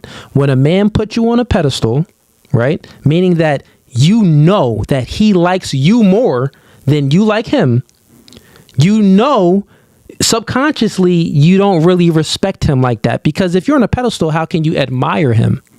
Admiration is looking up to your man. So how can you really admire him if he's putting you above him? You get what I'm saying? So your actions would take place of disrespect because you're looking down at him. You're really not going to treat that man right. Like Ease was saying, when women get some power in a relationship, they really don't treat the man too good. Right? In order for you to love your man and you to treat him right, you have to respect him. We're different. We don't really got to respect you. The respect is much differently. Of course, we got to respect you. We respect you already, but it's much differently. You get what I'm saying? So like the admiration and the respect, those fall in two different categories. Admiration versus respect. Well, yeah, they're two different categories. Yeah. Okay. And you think the woman should put you on the pedestal versus you putting her on the pedestal? Why she'll look down on you? Like, what does that mean? The thing is, if we're being honest, right? Okay. If you know, hypothetically, me and you in a relationship, and you know that, dang, I think he's like, I just like him. Like, I like him so much. I'm wondering if he like me like I like him. Just the fact that you having those thoughts, you already admiring me. Do you get what I'm saying? So when that's happening, you already looking up to me like, and you're chasing my validation. I'm wondering if he likes me like I like him. So you're chasing my validation, which I'm up here. But guess what? When a man is above the woman, he's not. If he's looking down on you, we're physically taller than you. We're always looking down on you anyway, from a physical aspect, right? So when he's looking down, it's not to shame, not to, is not to strip you away and make you feel less than. But when a woman has that power and she's being pedestalized, she starts to disrespect the man. She thinks that, oh, he's not. But it's your hypergamous nature. That's all I'm saying. You're hypergamous. So how can you satisfy your hypergamous nature if you are with a man that you don't even like him as much as he like you? Your hypergamous nature wouldn't be satisfied. Your hypergamous nature can only be satisfied is when you know you have a quality man, where you know that, he's a catch. He was hard to get. I wonder if he likes me like I like him. That's when it works. Make sense? Mm-hmm. Any other questions? Yeah, like, okay. Is this kind of making sense now, ladies? Are you understanding? The feminist, are you understand? I know you get it. She like, yeah, nigga, you spit. I heard you. Oh. I hear you. All right, cool. We got a super chat in here? Right there. Oh, okay. Sophia sends in $5. Do you think some women have ability to look past emotions and make decisions like a man? Or are women all built the same? Sophia, no. From a general standpoint, most men are... there's a lot of soy boys nowadays because they was indoctrinated by feminism. But if we're just speaking about women, most women are emotional. Are there exceptions to the rule? Are there some women that can, have the ability to handle their emotions and regulate their emotions like a man? Yeah, but they'll never be able to do it like the most stoic man or the most manly man. It's levels to it. They'll be able to do it like, they'll never get to the man's level with emotions. You won't, because you don't have the same chemical balance as a man. You have estrogen. Now, if you're if your chemicals is all jacked up and your testosterone was high and your estrogen was a little bit lower, I'll say yes, you have the capability to regulate your emotions just as good as a man can. Just as good, like equally. But it would never be equal because you have 17 times less testosterone than a man and you have a lot more estrogen than a man. So it's just never going to be the same. But, I mean, some men, yeah, you'll probably you'll be on par to regulate your emotions just as good. I guess does that answer her question? Yeah, it answers her question. This nigga E sleep again. God dang E's. Maybe we should wrap up. You tired? Yeah. He said, yeah. But no, I think what her question was, it's in certain situations, yes, women can make decisions like a man, and that's when it has to do with their child, in my opinion, or when they're in survival mode. I think that's the only time a woman can make a decision like a man. Now, if it's just anything outside of that, I personally don't think so. But there's a lot of single mothers out there now, and a lot of them are making decisions like a man, and that's how men think when we have a family that we're still in relationships with. I mean, marriage, and they have kids.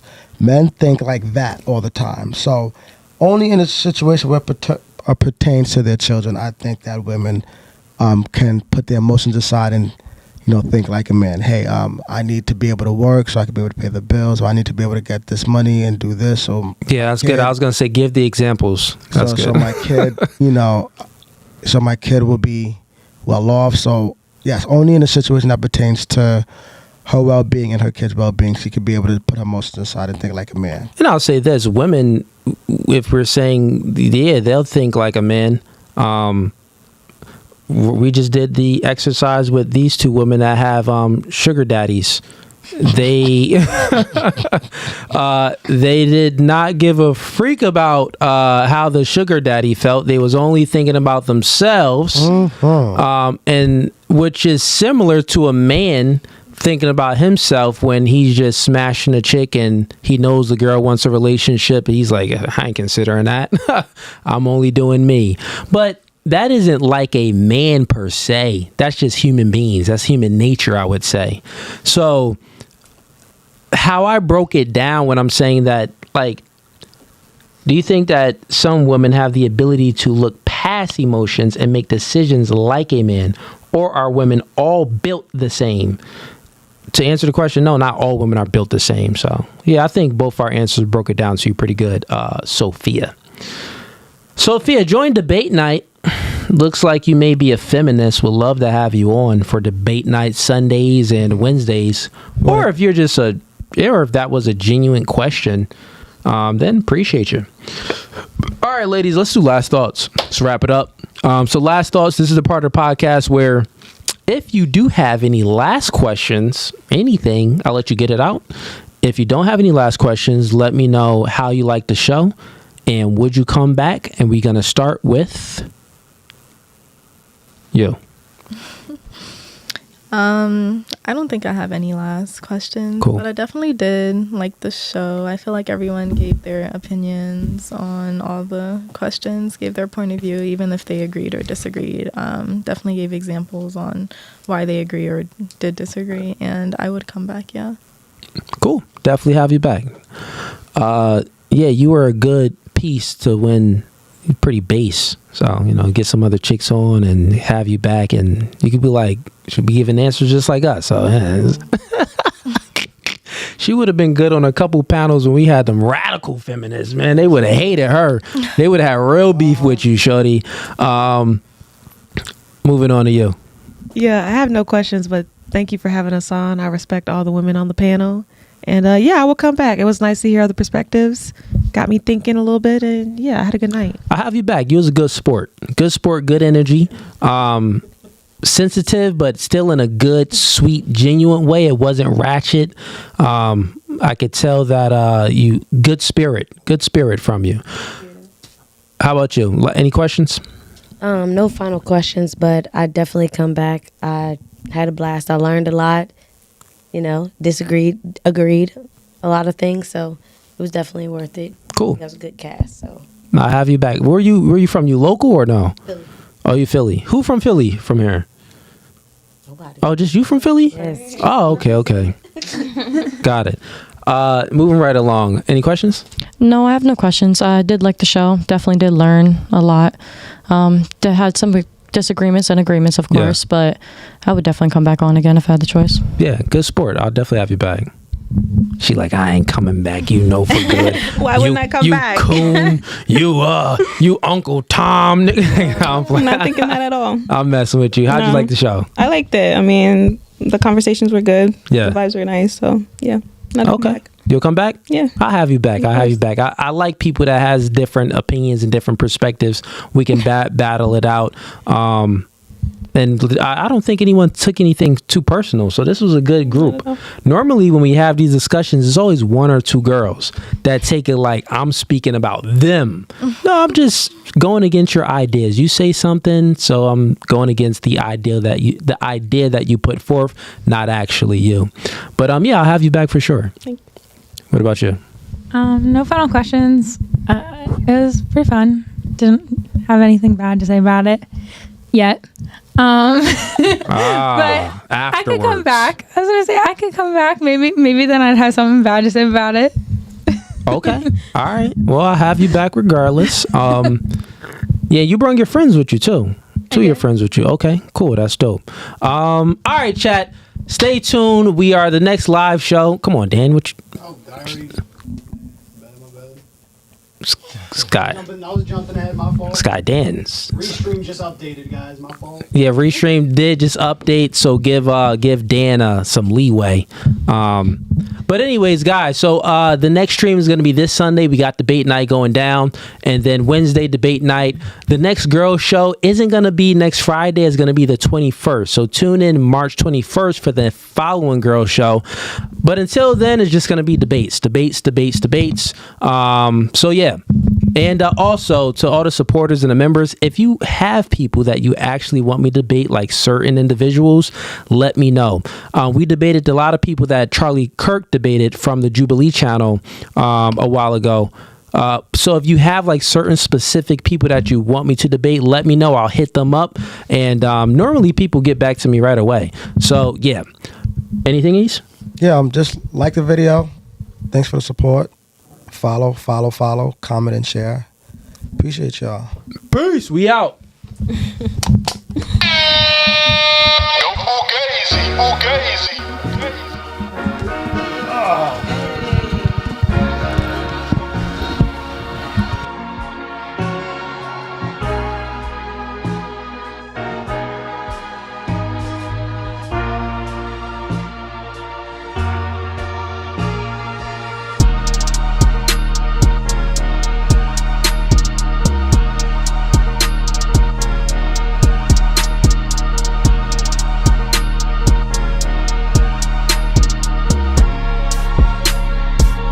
Actually, Gabby, off. You done.